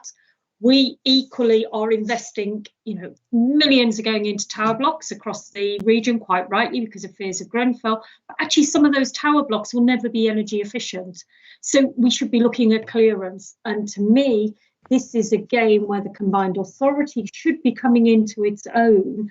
That widespread strategic direction on the big moves is what I would look for. So I suppose, again, echoing Deb, great technical piece, but absolutely lacking in ambition in terms of what could make that massive step change. Probably not absolute. That was a bit that was a bit black and white there. Okay, I'm going to bring in Kathy Baton, Aisha, Peter and Naeem, and then I will go back to the officers for any quick summing points, the emphasis on quick. Thanks, Chair. So I suppose I'm looking for some reassurances around this 5-year plan, that if accepted by the board, that it will underpin every board making decision within the CA and will it underpin every decision making in all of the local authorities and the LEPs? You know, we saw that we were able to reference from the Black Country Review that the Black Country LEP is still working to a plan that was developed in 2003. So how will this 5-year plan fit in with that? How will they adapt to make sure that they are working to the 5-year plan put forward by yourselves? In terms of the housing retrofit, you know, I'm guessing other councillors are exactly the same. I'm absolutely plagued by awful home living conditions, and that's not just in the private sector, that's in council homes. You know, mold, black mold, water that is running down the inside of people's homes. So this, you know, it's an absolute opportunity to really make a massive difference to some of the people in our region, but we have to get it right, and we have to look at how we prioritise that. You know, so in terms of the retrofit, there's a big challenge, I think, in that. Just to seek some further reassurances, I guess, does the plan rely on there being absolutely no development on the green belt? You referenced at the start of the presentation from Ed Cox about the tree planting scheme, which, so it makes absolute sense to ensure that the green belt is protected from development. But I'm already seeing plans that give me real concerns from neighbouring regions that will absolutely impact on the West Midlands and the net zero carbon. You know, so where I live, I'm bordered by South Staffs. They have a lot of plans in place to develop on greenbelt land, both industrial and residential. Now, how are we working with that? Because the impact into our region is going to be significant.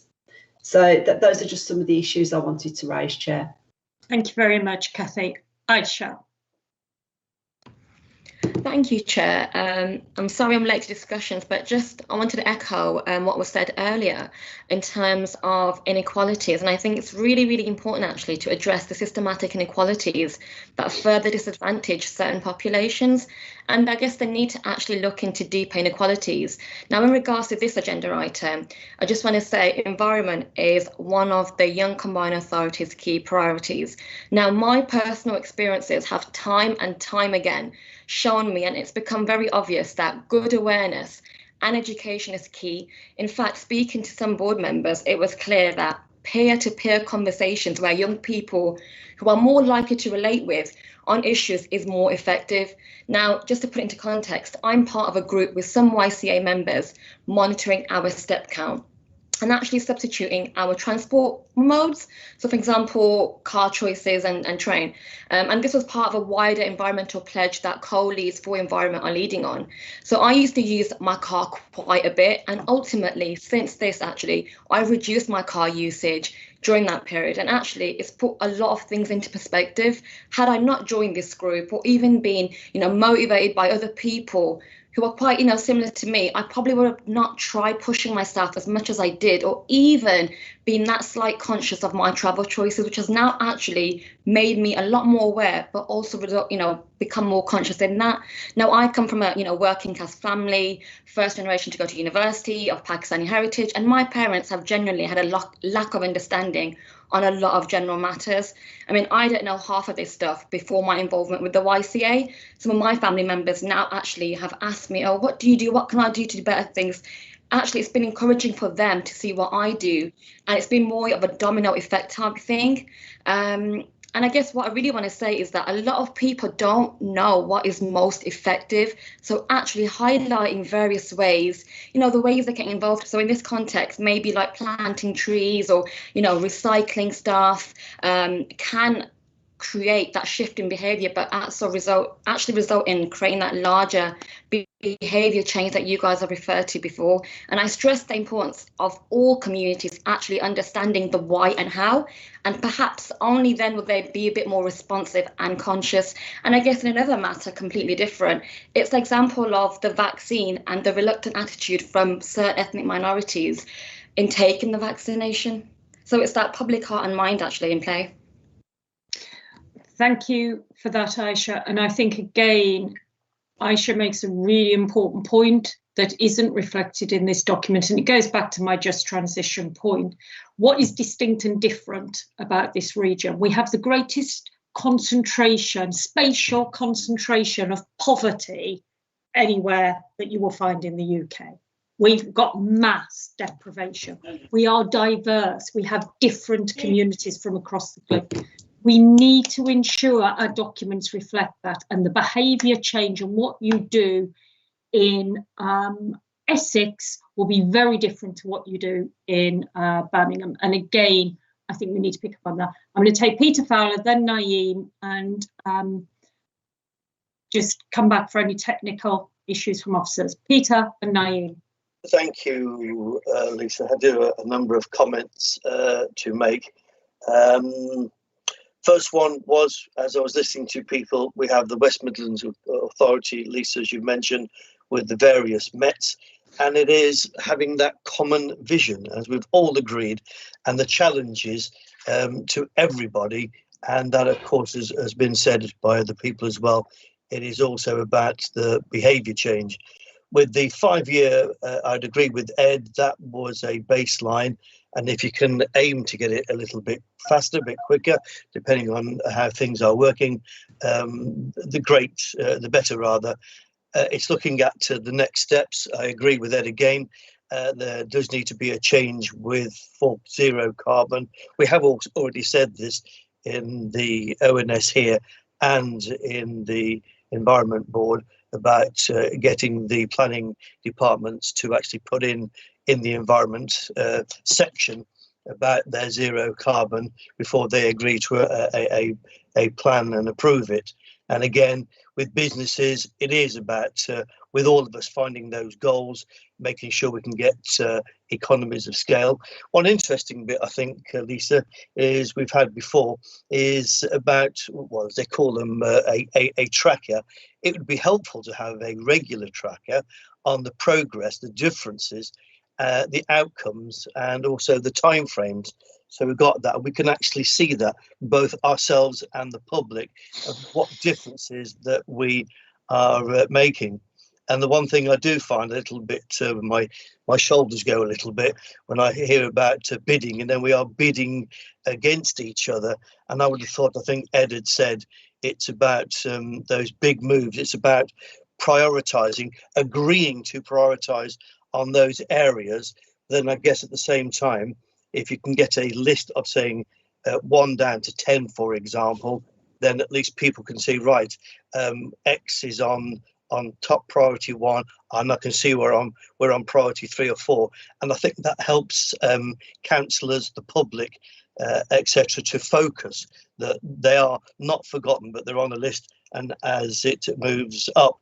And I agree with Councillor Simkin. He's talked about the battery factory.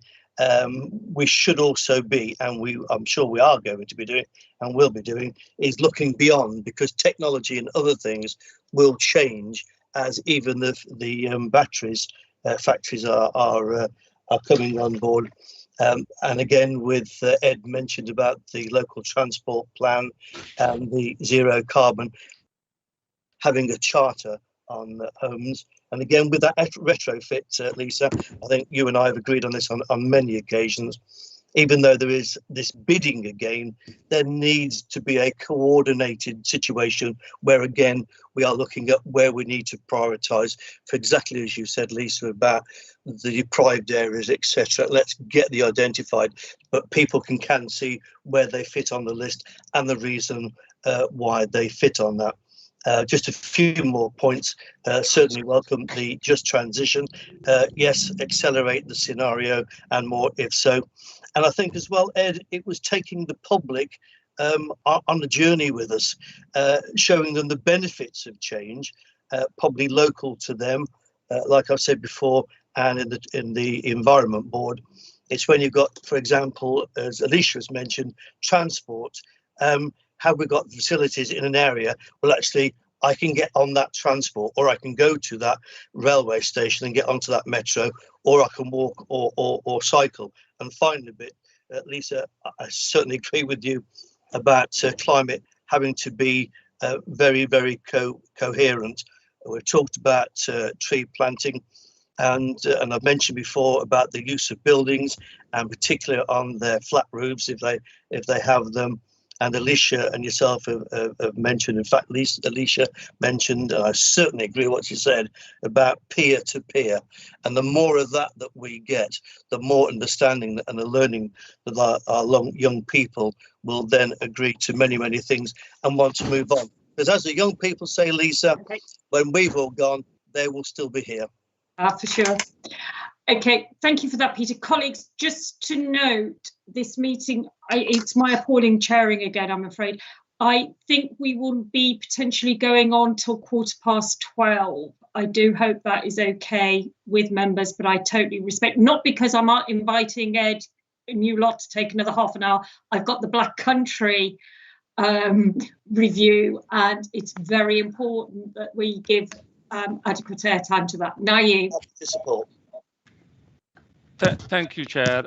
First of all, I would like to associate myself with the comments yourself, Councillor Simpkins and Councillor Emmond have made on the previous item on the agendas. You have all spoken really well. Chair, you will agree that public transport play a huge role when it comes to the carbon neutral position. In principle, I support this strategy. However, I've got a few concerns. We all are a public body, all the council, public body, but the problem is we are achieving these goals through a transport which is run by the private companies. For example, all the bus service in the West Midlands is a private company, then they put their profit first than anything else. So that is a concern. I always raise this. I don't know how we're going to get around this, because we need a huge funding or bring all the public transport in to the council or the government's ownership. The other thing I would like to say is that just forcing council to introduce the clear air zone is not going to solve the problems. We need to change the mindset of the people. We need to invest a lot of money, educate people. For example, if somebody lives only around the corner to the school, they take the car to the schools. So we need to actually educate people, tell them that how their journey, half a mile, is going to contribute into the to the clean air. So we need to have a good investment, maybe through the schools, communicating with the parents, or maybe setting up outside the school a clear zone where people can't park, and to actually deter parents to bring, especially for those parents who are only living half a mile from the school, and they use normally car to bring their kids to school. And the second thing is this, a couple of other colleagues have mentioned about the battery factory.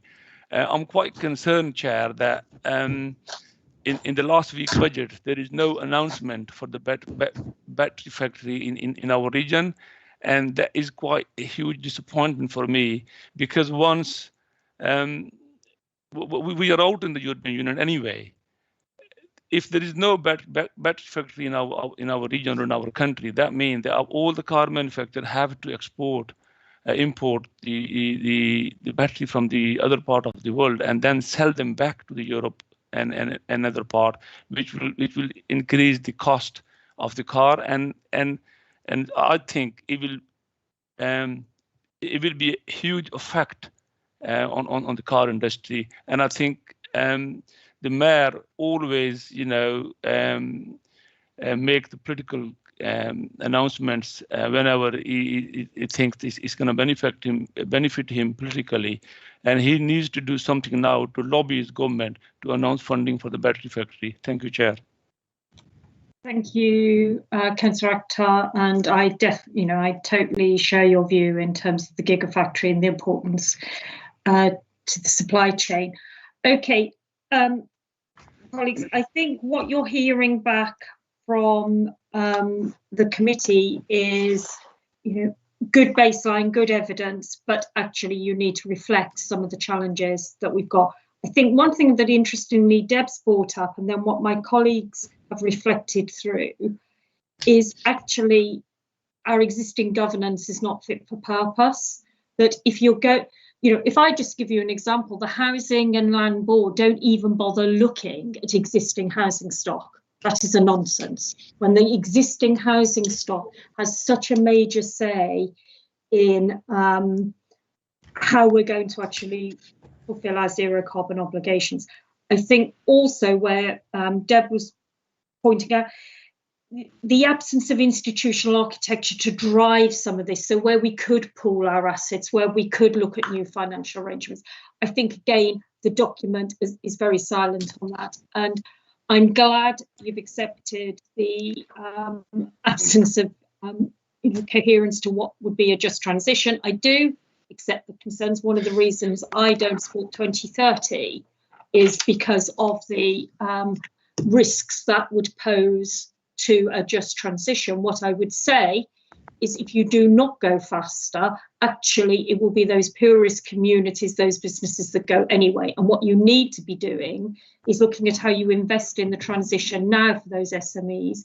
Instead, what we hear again is we're going to have in this sort of £70 million pot that seems to be found down the settee, we're going to be finding £12.5 million going towards new high value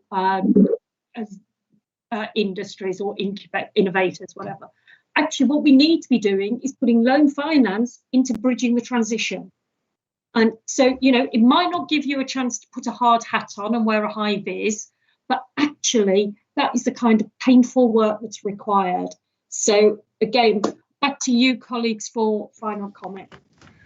Thanks very much. And I'll be really quick and just pick up on I think 3 things. First of all, I'm really struck by so many comments on the behaviour change piece, and in particular how that reflects our diverse communities, and I think we need to take that away. I'd be really, really happy to come back when we've got our behaviour change work through with the Behavioural Insights team to bring that back to overview and scrutiny and talk some more about that, because that's clearly been a big topic for people to be concerned about, and I think we would share that. And once that work's ready in May, June time, we'll happily bring that back. So that's the first thing. The second thing is just around some of the governance questions that have been asked. How Councillor Baton asked how this underpins the rest of the decisions.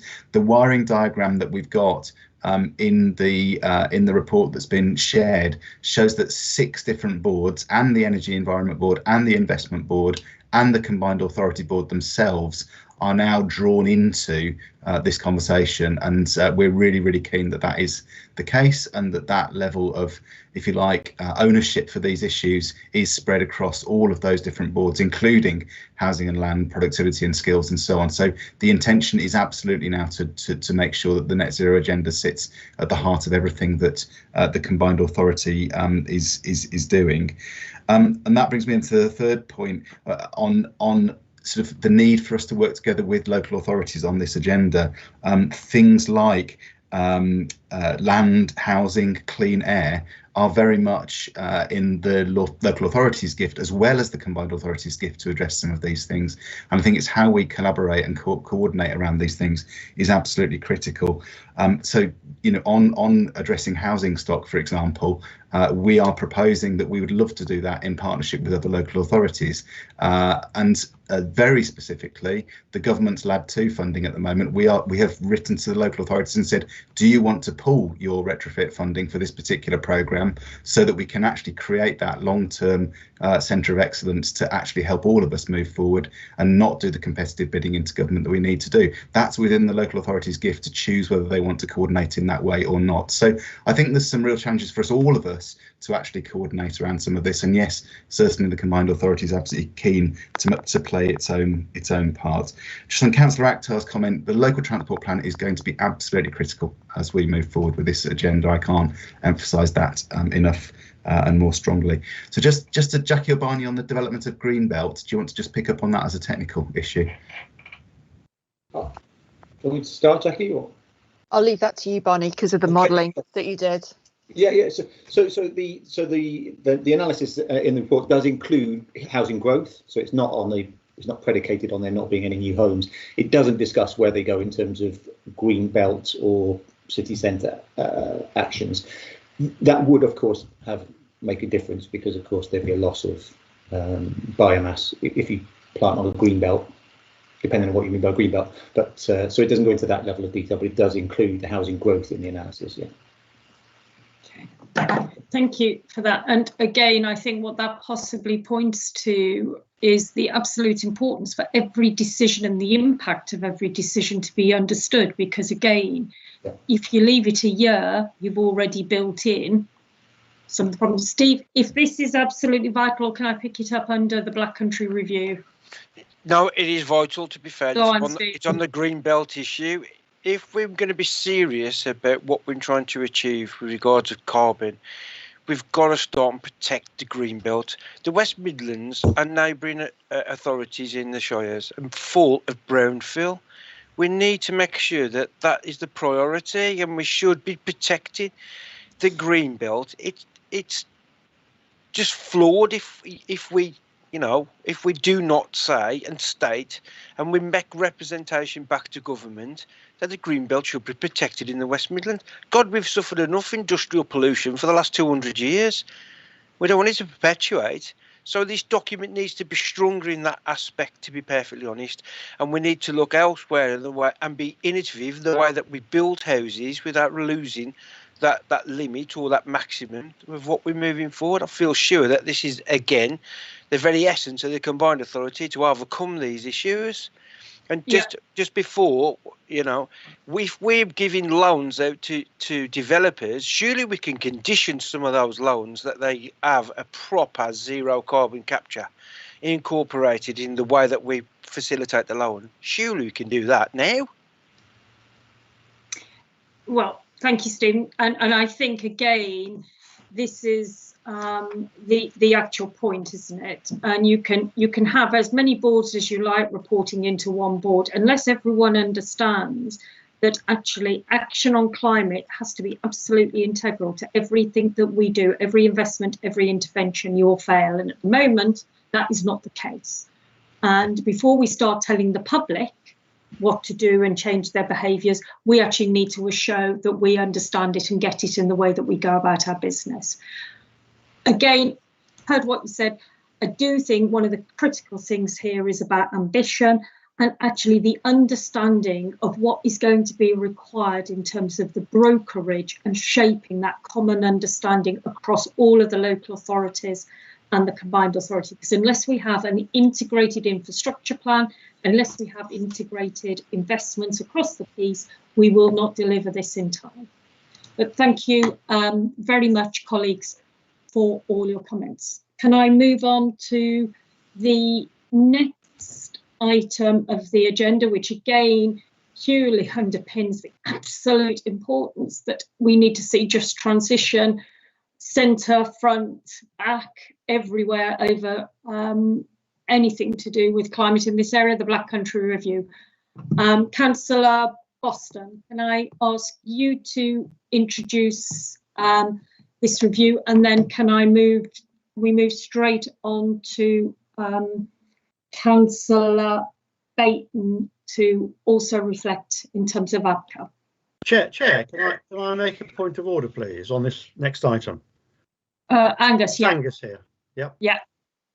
In the main body of the full overview and scrutiny document, I'll look at the this item we're about to discuss, and we had in recommendations 3 distinct recommendations about the Black Country LEP, Black Country ABCA, and the document that was sent out by Lindsay at 7:53 on the Friday the 5th of March, those have totally been watered down into what I would call wishy-washy officer speak.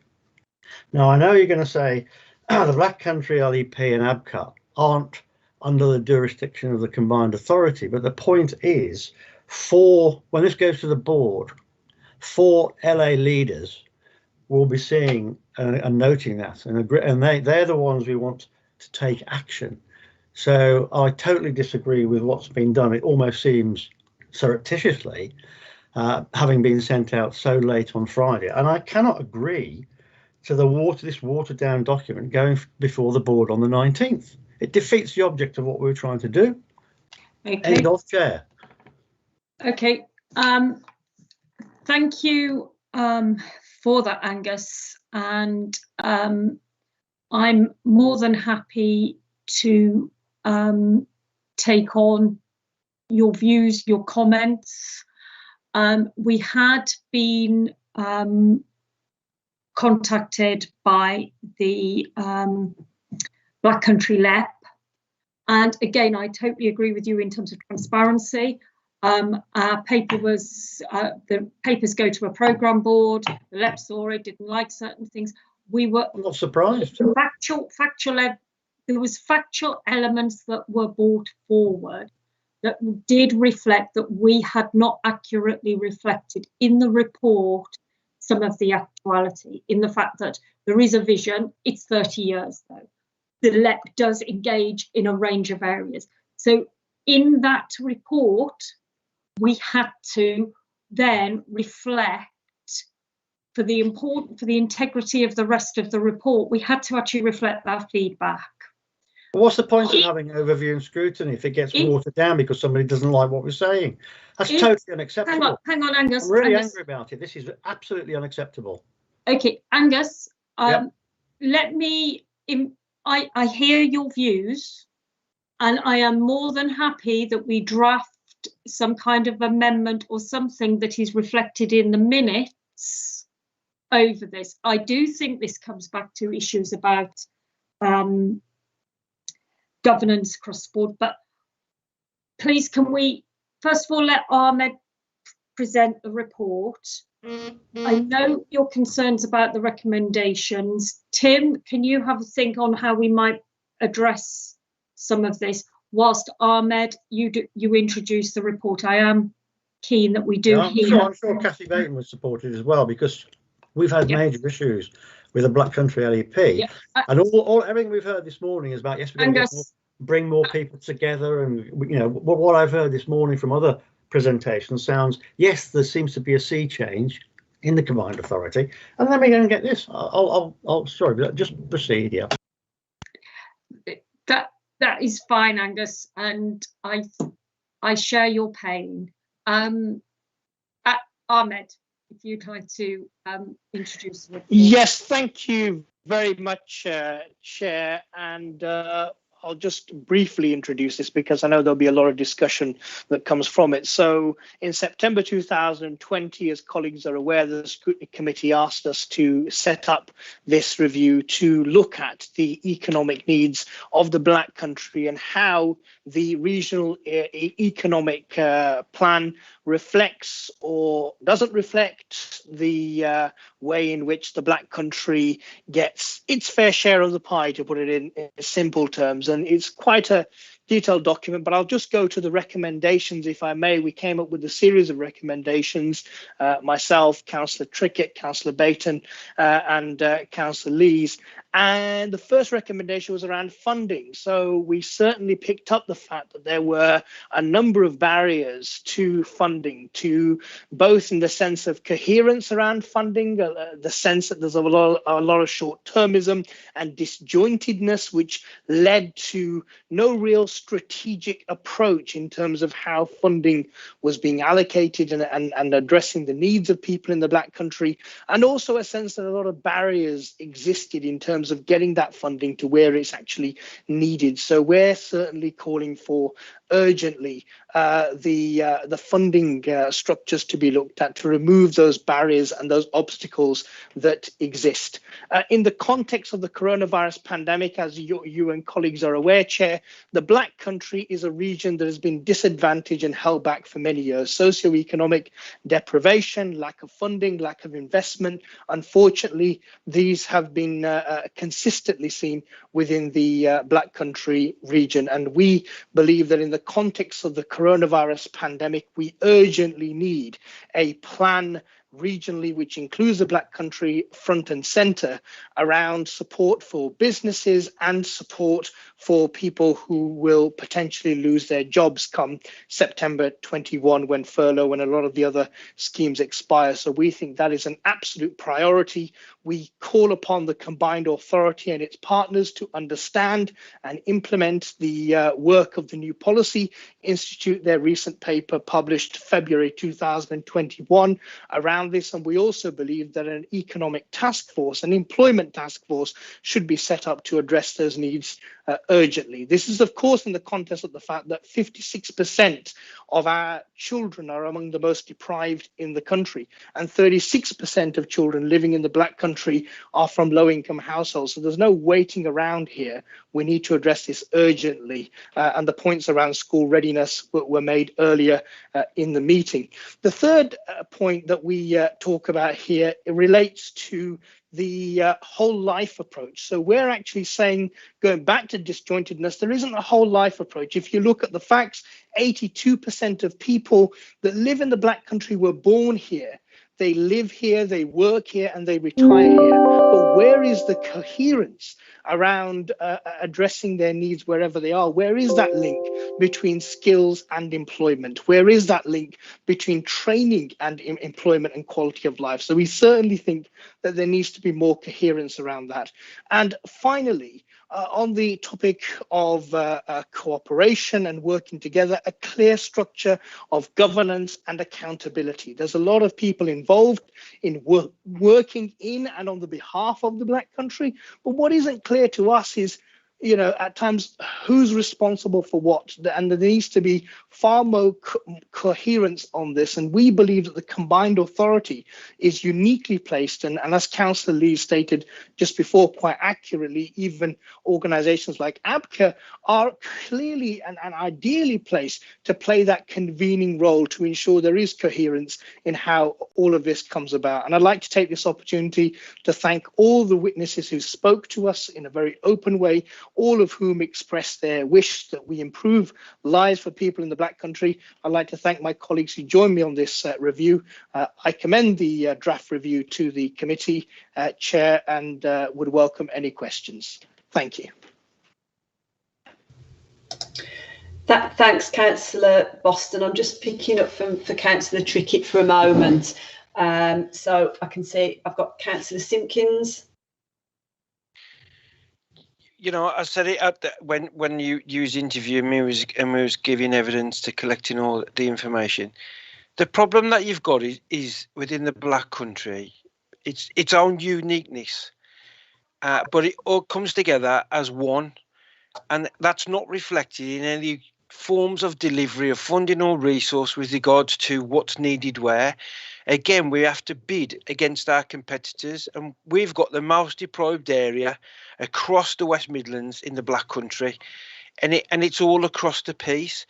You know, I've gone to meetings where there's been the Black country LEP, where they're delivering loans to companies that have been floated onto the stock market, that have been took over by American companies that will suck all the profits back into America.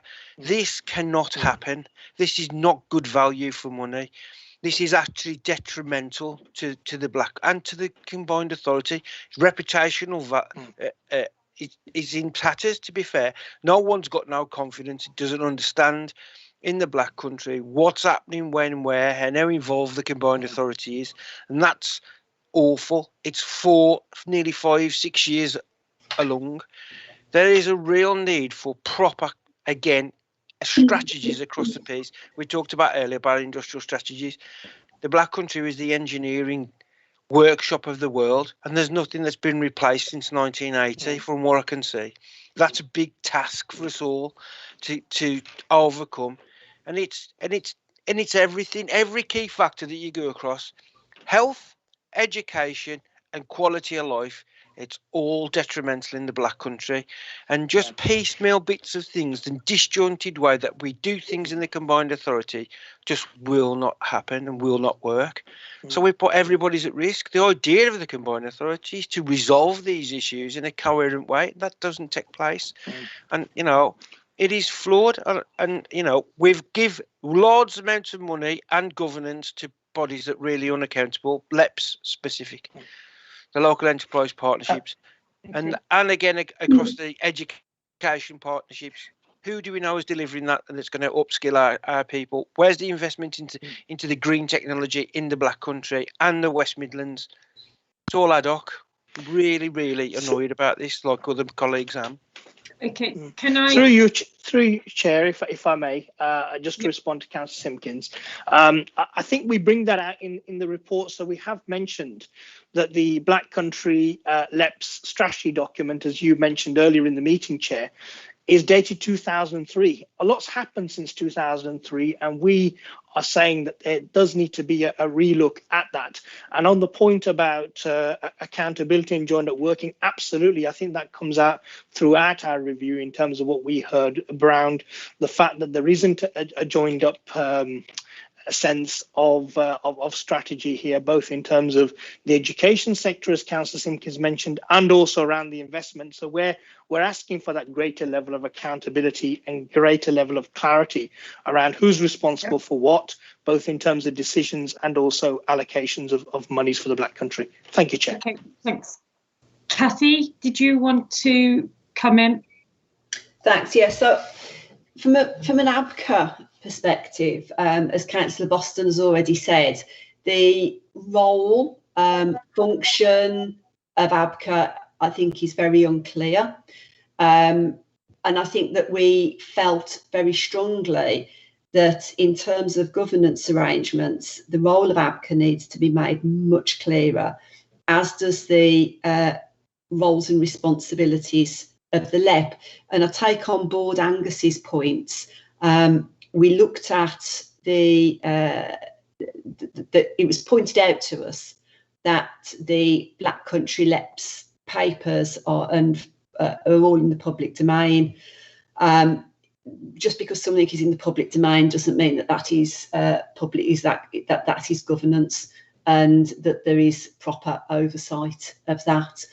But I think that the issue around the 2003 strategy, we've had the banking crash, we've had 10 years of austerity, we've had 12 months of a pandemic. So actually the economic position of the Black Country is incredibly different to how it was at the start of the millennium.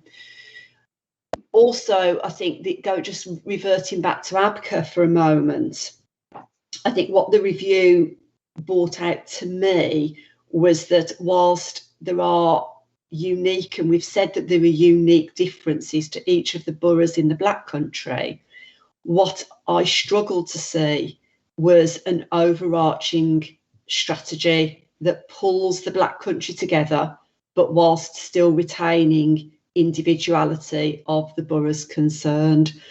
And Wolverhampton was very clearly aligned to city status, which was quite different to how the other, certainly how Dudley and Sandwell saw themselves and saw their futures.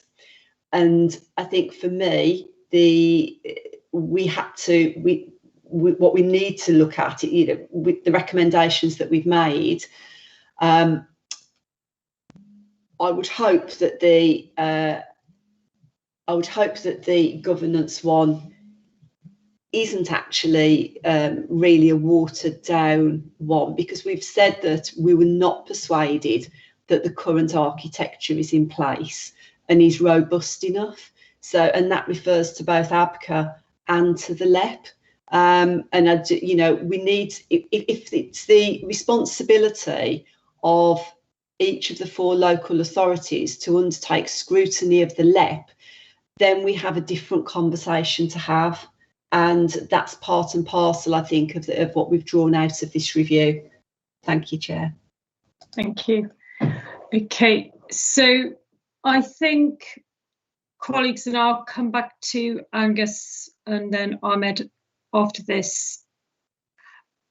I think that what was very clear from the report and in the recommendations, that the existing governance and the existing approaches are not fit for purpose. If the aim is to ensure inclusive growth across the West Midlands, then there needs to be more coherent, targeted action at particular parts of the Black Country, and in particular to recognise the jobs gap and the productivity gap and the skills gap. And I think one of the challenges being, again, with the differential funding regimes, people bid and respond to productivity issues, which means you are then growing parts of Staffordshire, tips of Wolverhampton, tips of Warsaw. You're growing big Coventry, Solihull, Birmingham core centre, but then leaving a whole set of other communities to basically stagnate.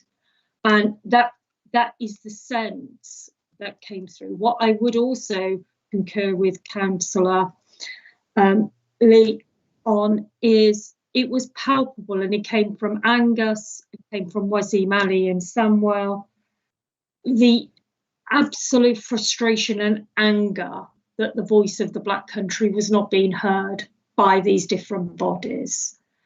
And I think, you know, we can be very clear when we report this into the combined authority that there is cross-party, cross-authority agreement that this is a problem and needs to be looked at. And that, again, what we need to do is we need to have economic interventions that play to the distinct parts of each part of our combined authority. But Angus, do the points that colleagues have raised, have you got comfort more on the points on governance that you are on the recommendations that you raised? We did circulate the draft to all members of the task force for their comments last week. And it hadn't been changed by then. I'm not comfortable with it because it's a point of order, really. And at the 11th hour, after close of play on Friday, a different document is circulated. And I'd like, Lindsay, I want you to recall on these minutes, please, that I object strongly to the changes made to this document. And that, you know, I just think it's appalling, really. I don't agree with it, and I'm not happy. End of. Okay, Tim, would you like to come in, and then I will ask Ahmed to sort of come back, and then we can agree the key points to feed to the board. Yeah, yes, thank you, Chair. And you know, on behalf of my team, you know, apologies to Councillor Lees. Obviously, as I said earlier in the meeting, you know, no intention to you know, mislead or put members in an awkward position. It is, as the Chair said earlier, unfortunately the case that we received some points from the Black Country LEP after the initial report was put together, and there were some factual issues that we needed to correct, and I'm sorry it took a while for us to be able to do that. So, you know, not the best outcome, but we just needed to do that, and apologies for that. But I think, you know, having heard the discussion and listened to the discussion, you know, I think we have some outcomes that actually do reflect what you know, that are true to effectively what the scrutiny panel found as you worked through it earlier on. And I think that I've written down quite a lot here, and I've written down what you know, what the Chair said earlier about some of the outcomes, which I think would be we can summarise into the minutes. And you know, and just to pick up Councillor Simpkins' point, I mean, actually, in the combined authority, we really do try to avoid sending out late papers. We do have a high standard. If I you know, I will say I think we have a high standard in terms of getting the papers out on time, and it's very rare for us to circulate a revised paper. But on this occasion, you know, with my apologies, it was necessary, and it wasn't intended to put members in an awkward position. And I appreciate, you know, that members who've spent time working on this study will you know, feel that, you know, perhaps understandably a little bit miffed that it, you know, from my point of view, apologies. Okay, thanks for that, Tim. Councillor Fowler, and then I'll come back to Ahmed to sum up. Thank you, Chair. I did see the weekend the follow-up paper on that. And correct me if I'm wrong, I'm seeing item 22 and 23. Was there any other changes? Because I think you did point out that those were the only two changes that were made. And frankly, I do see and read this document with great interest, as Councillor Bosson mentioned about the funding. You have chair, and then the learning and skills. And again, in certain parts, I think I found again with the LEP and others to be more joined up. And it is again, as it has, it's identified the areas where there's gaps and need to be increased. And it is all about that joined up working and joined up thinking. And that is the essence of this, I think. Thank you, Lisa. Thank you, Councillor Farinacci. That's an incredibly helpful summary in terms of it really is, whether it's 2041, whether it's the Black Country, it's that competitive funding, poor joined up, lack of actual integrated infrastructure that causes some of the problems. And we can certainly feed that to board. Ahmed. Yes, thank you very much, Chair. And the only amendments are, Councillor Fowler is absolutely correct, 22, 23, and subsequently recommendation 4. And Tim is absolutely right. The only changes to this document were those necessary because of what transpired to be factual inaccuracies on our part, because we simply weren't aware. And obviously, as a review group, if we want, and as a combined authority scrutiny, if we want our work to be acted upon and to be relied upon, it's important that at least from a factual basis we are as correct as can be. And I do hope, I'm sorry to hear how Councillor Lees feels, but I do hope, and from my reading of this, I share a lot of what Councillor Lee's views are. I totally do, and I know all members of the review group do. But from my reading of this, I think that still is very much alive in this document. And I think the hope is that this document plays an integral role in encouraging more joined up working, a better funding formula for the Black Country, and clearly urgent action in light of the challenges that we're facing by way of the coronavirus pandemic and the economic challenges from that. And we really hope that we can see more joined up working and a clear strategy, I think, from the CA board and from ABCA and others. We hope will come out of this review where we are going to see that joined up working between education institutions, training providers and others. And obviously the greater level of accountability that comes as part of it. Thank you, Chair. Okay, thank you for that, Ahmed. So we will place the key recommendations into the minutes so it goes forward to the Combined Authority Board. We will also reflect in those minutes the issues about the absence of joined up working, the absolute need for the distinct and different parts of the Black Country to be heard, and for intervention and investment to reflect those needs, and a deeply held concern that what we currently have in place is not fit for purpose for the Black Country. And again, I think in line with today's theme about challenging change, one thing that just depresses me utterly, be it the Mayor's letter, be it this report,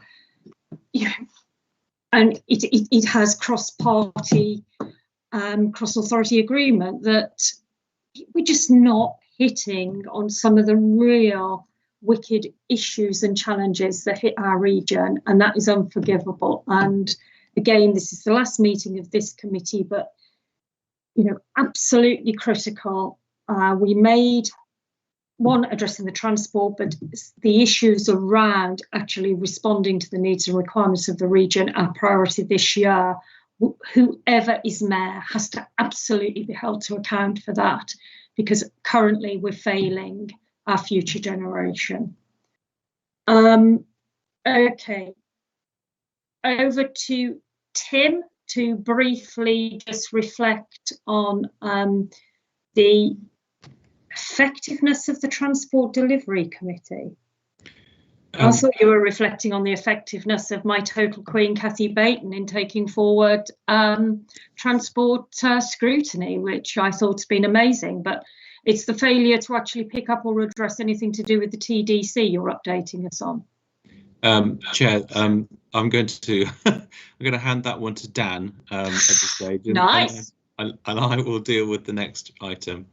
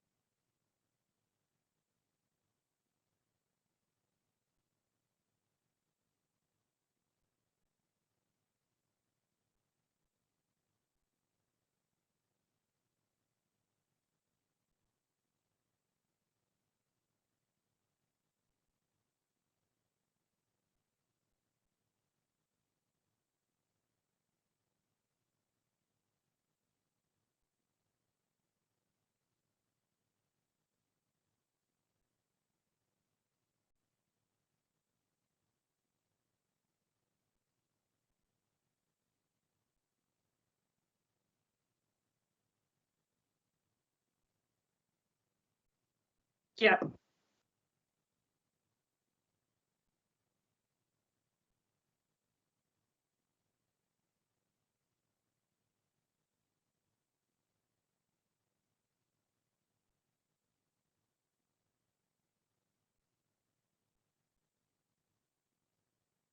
Thank you.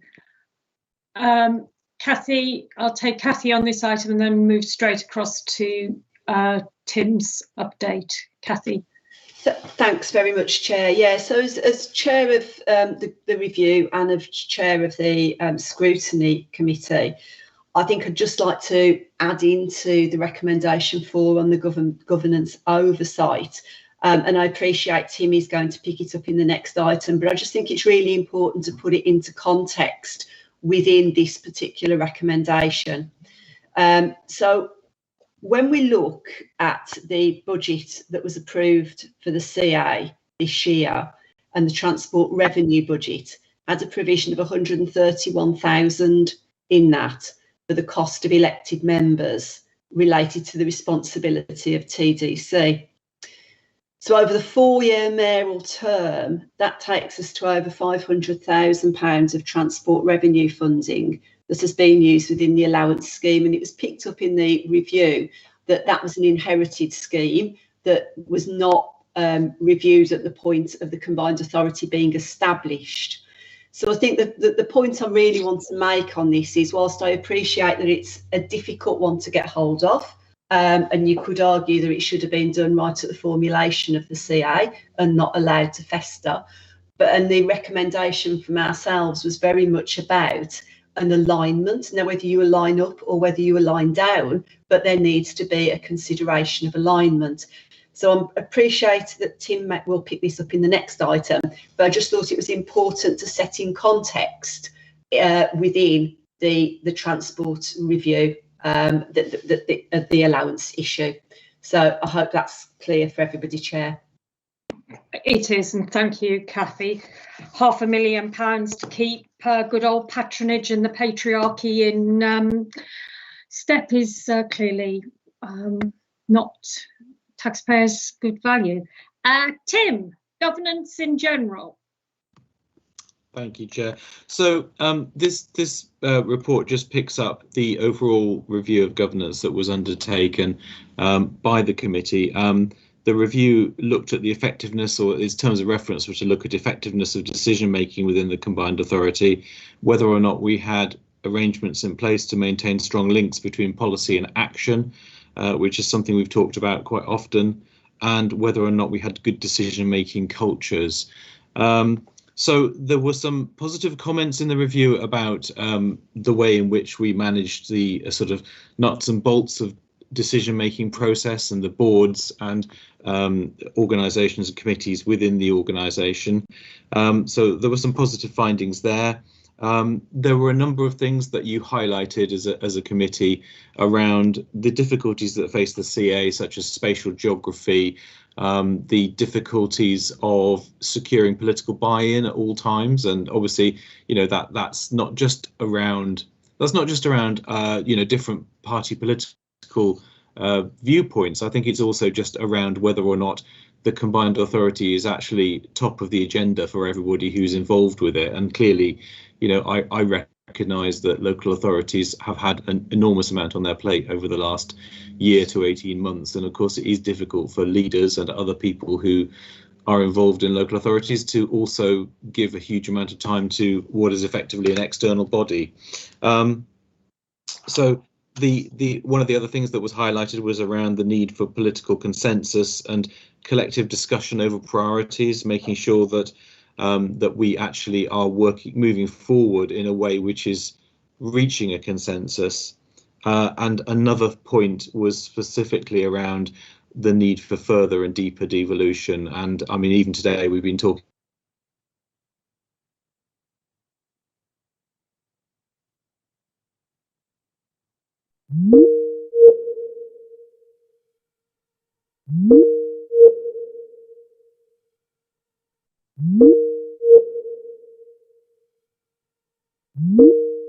in response to the review.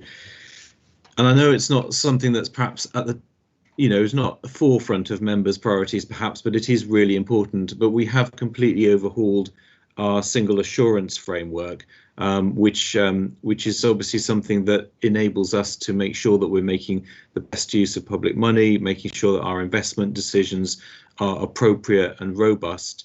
But also, as a key part of that, you know, we've looked at overhauling the terms of reference of the thematic boards so that they have a greater role in terms of making sure that what we do is in line with the overall aims and objectives of the combined authority and the strategic plan of the the combined authority. So if you like, there's a golden thread, or there should be a golden thread that's discernible through our decision-making process. And I know you will be able to point up lots of examples where that doesn't happen, but you know, that is our objective now, and the single assurance framework is really key to that. I mean, we've also looked at and revised the terms of reference of some of those boards and bodies, and I think one of the things that was highlighted in the review is that there is some disparity between the way in which some of the committees and boards operate. In one sense, I sort of make no apology for that in a way, because it's been evolutionary, but I also accept that it is now getting to a point where there is some sort of divergence, and we need to make sure that we actually do have consistency. We're coming to obviously a point of reflection in a sense, because we're coming to the end of, well, what was initially intended to be a 3-year mayoral term. It turned into a 4-year mayoral term. We're just about to go into the pre-election period. The governance of the organisation, I would be the first one to say that it's not perfect. And as head of governance, I both hold responsibility for that, but also probably know better than anybody the extent to which, the things that we need to do, the things that we need to improve. I'd also say that I think in terms of the combined authority, and this isn't intended to be self-congratulatory in any sense, because, I'm more than happy to engage with members on this, but we have kept the decision making robust and lawful. We have met our objectives in that sense, and we have stuck within our powers and duties and the statutory authority that we have. There is always lots that we can do to develop, and we will do. And obviously, the new mayoral term, however that is configured, will be an opportunity for reset and review. And I suspect that there will be changes, come what may. That will be an opportunity for us to look at, the whether or not we've got the right structures in place. And in particular, the point that Councillor Bayton raised just now around allowances, it is something that is overdue now. We do need to review those allowances. We have a process in place. It's in the Constitution, and in fact in the secondary legislation, which sets out how we can review the allowances, and we do need to look at that. Bearing in mind what I've just said about the potential changes in terms of the configuration of the authority after the elections, that would be the appropriate time really to decide how we're going to manage the allowances piece. And obviously mayoral allowances downwards, so it wouldn't just be a review of TDC allowances, it will be a review of how we can manage this process going forward. And obviously Dan has just highlighted the progress I think we've made on transport governance, which again was something that we did spend quite a lot of time on from a governance point of view. And again, some of these things perhaps aren't apparent to everybody, but I think those changes have been really positive, and we were able to implement them on behalf of the review group, and I think it has led to a more robust scrutiny and governance for that area, which, as we said, is huge in terms of the organisation. So I know it's getting on now. It's 12:30, so I won't say any more, but I'm very happy to answer questions, Chair. Thank you for that. Okay. My laptop died in the middle of that. I hadn't appreciated my dog had been playing around the bottom of the. I will refrain from comments until I've heard the contributions from Councillor Boston and Councillor Simpkins. And Steve, we do know your comments on the Assembly. Ahmed. Yeah, thanks very much, Chair. And I'm mindful of the fact that this is the final scrutiny meeting of this particular scrutiny composition. And I think I speak for everyone when I say that I think all members are in agreement, and certainly for myself, there's been a number of review groups now, including the governance one, that at an officer level, at an operational level, credit to Deborah and all of her team and Tim, this is an incredibly well-run authority. I think our concerns are very much around the political side of things and the political level. And I would say to Tim that I think it's essential that, you know, in the view of transparency and to ensure that we keep with the times, saying, and Tim's totally right, saying that some things are legacy issues, we're not going to be able to move forward in that particular way. So I do think on the topic of allowances, as we do in councils on a regular basis, we do need to go to an independent review of this. And I do think that does need to be looked at, because, you know, the figures that Kathy mentioned earlier in the meeting are just self-explanatory. So I think there does need to be that review, and I would very much, I think the public would very much welcome that as well. Thank you, Chair. Thank you, Ahmed. Stephen. You know that I am a big fan of the way that it's run. You know that, and I keep saying it. And it's either I say for the sake of saying it, or to have a go at officers, or it's the structures that do not fit. There's no accountability at the board level. The decisions are cut and dry. There's no facility for us to question back about decisions and delivery. The prime example, you'll find all the reasons what's wrong with the combined authority in the Black Country study review that we've just done. You will find that unaccountable bodies.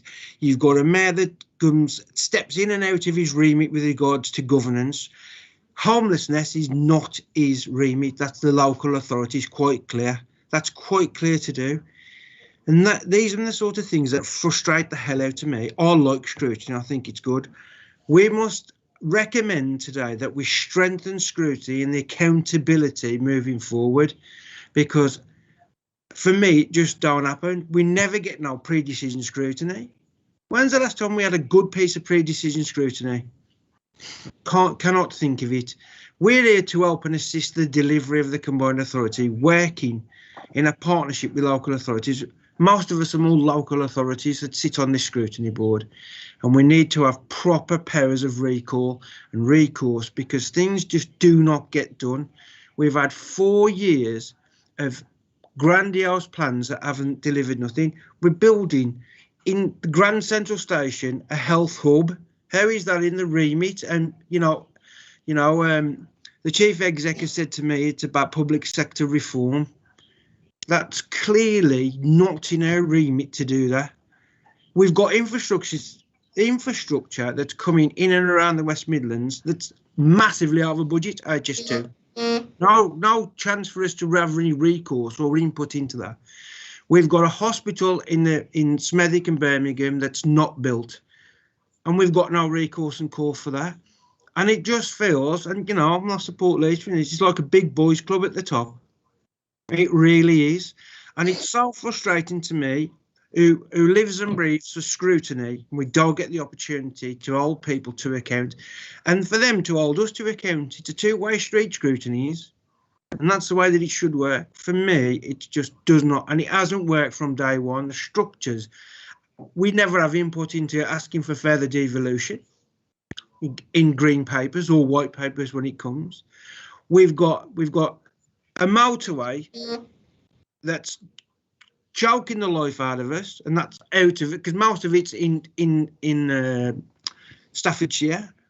And these sort of issues that really, we've got massive inequalities in housing, massive inequality in health, and it never gets answered.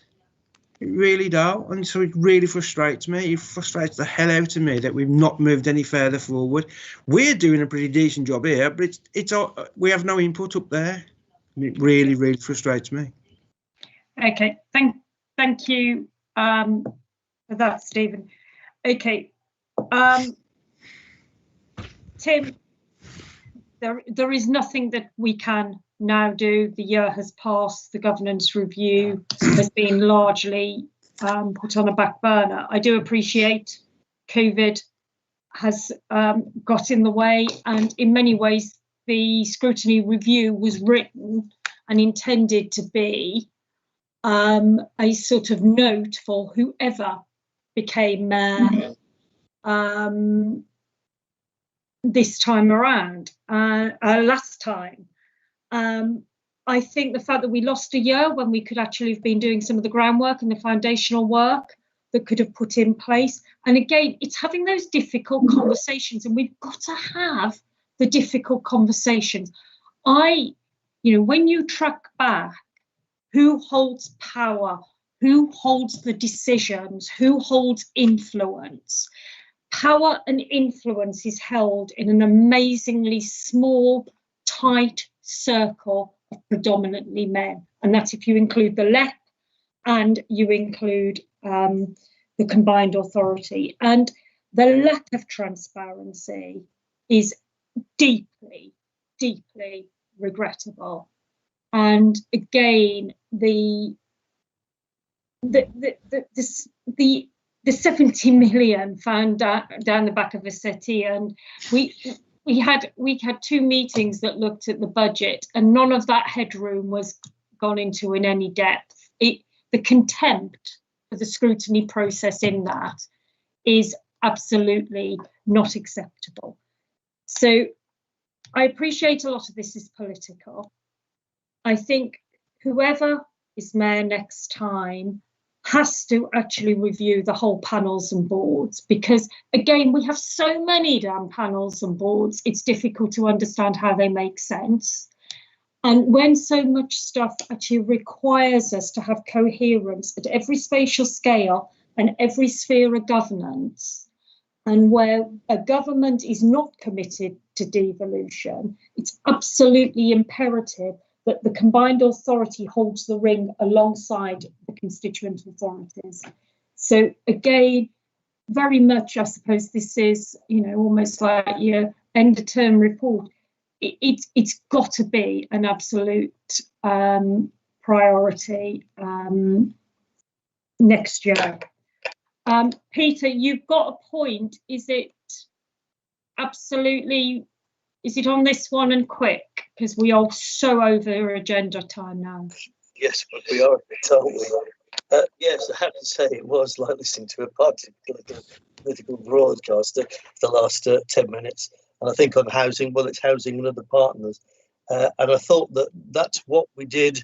And certainly, first of all, to Tim, thank you for all the work that you've done on this governance. And yes, I agree with you, Chair, that certainly get May out of the way and we start to, albeit a year late, start to look on acting on some of the changes that we were recommended.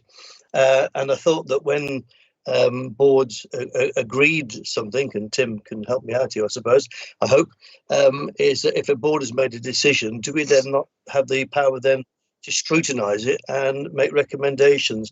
And then again, when a board has made a decision, I thought, and you're there, Lisa, and have the chance to say things, that I thought when we're, for example, when we're sitting in the chamber, that when they go through boards, is it agreed? That's another chance to say, I don't agree. But I very rarely hear people saying anything or making a comment of disagreements. But my final bit is on governance, that when we do get into the new year, and this is a bone for a lot of us, that I do noted on the tracker that the amount of it on the attendances, the amount of times that we were not correct, and then again today we were not correct, and then I wonder, that when we're not correct, we're making recommendations and not decisions. I thought, unless Tim can tell me something different. Thank you. Thanks. Thank you, Peter. Okay, quickly, Tim, and then we need to go on to the last 2 meetings because soon there'll only be me and a few other people sitting in the room, and the actual efficacy of this meeting really will come into question. Well, you know what they say about small meetings, Chair, that they're more efficient, but yes.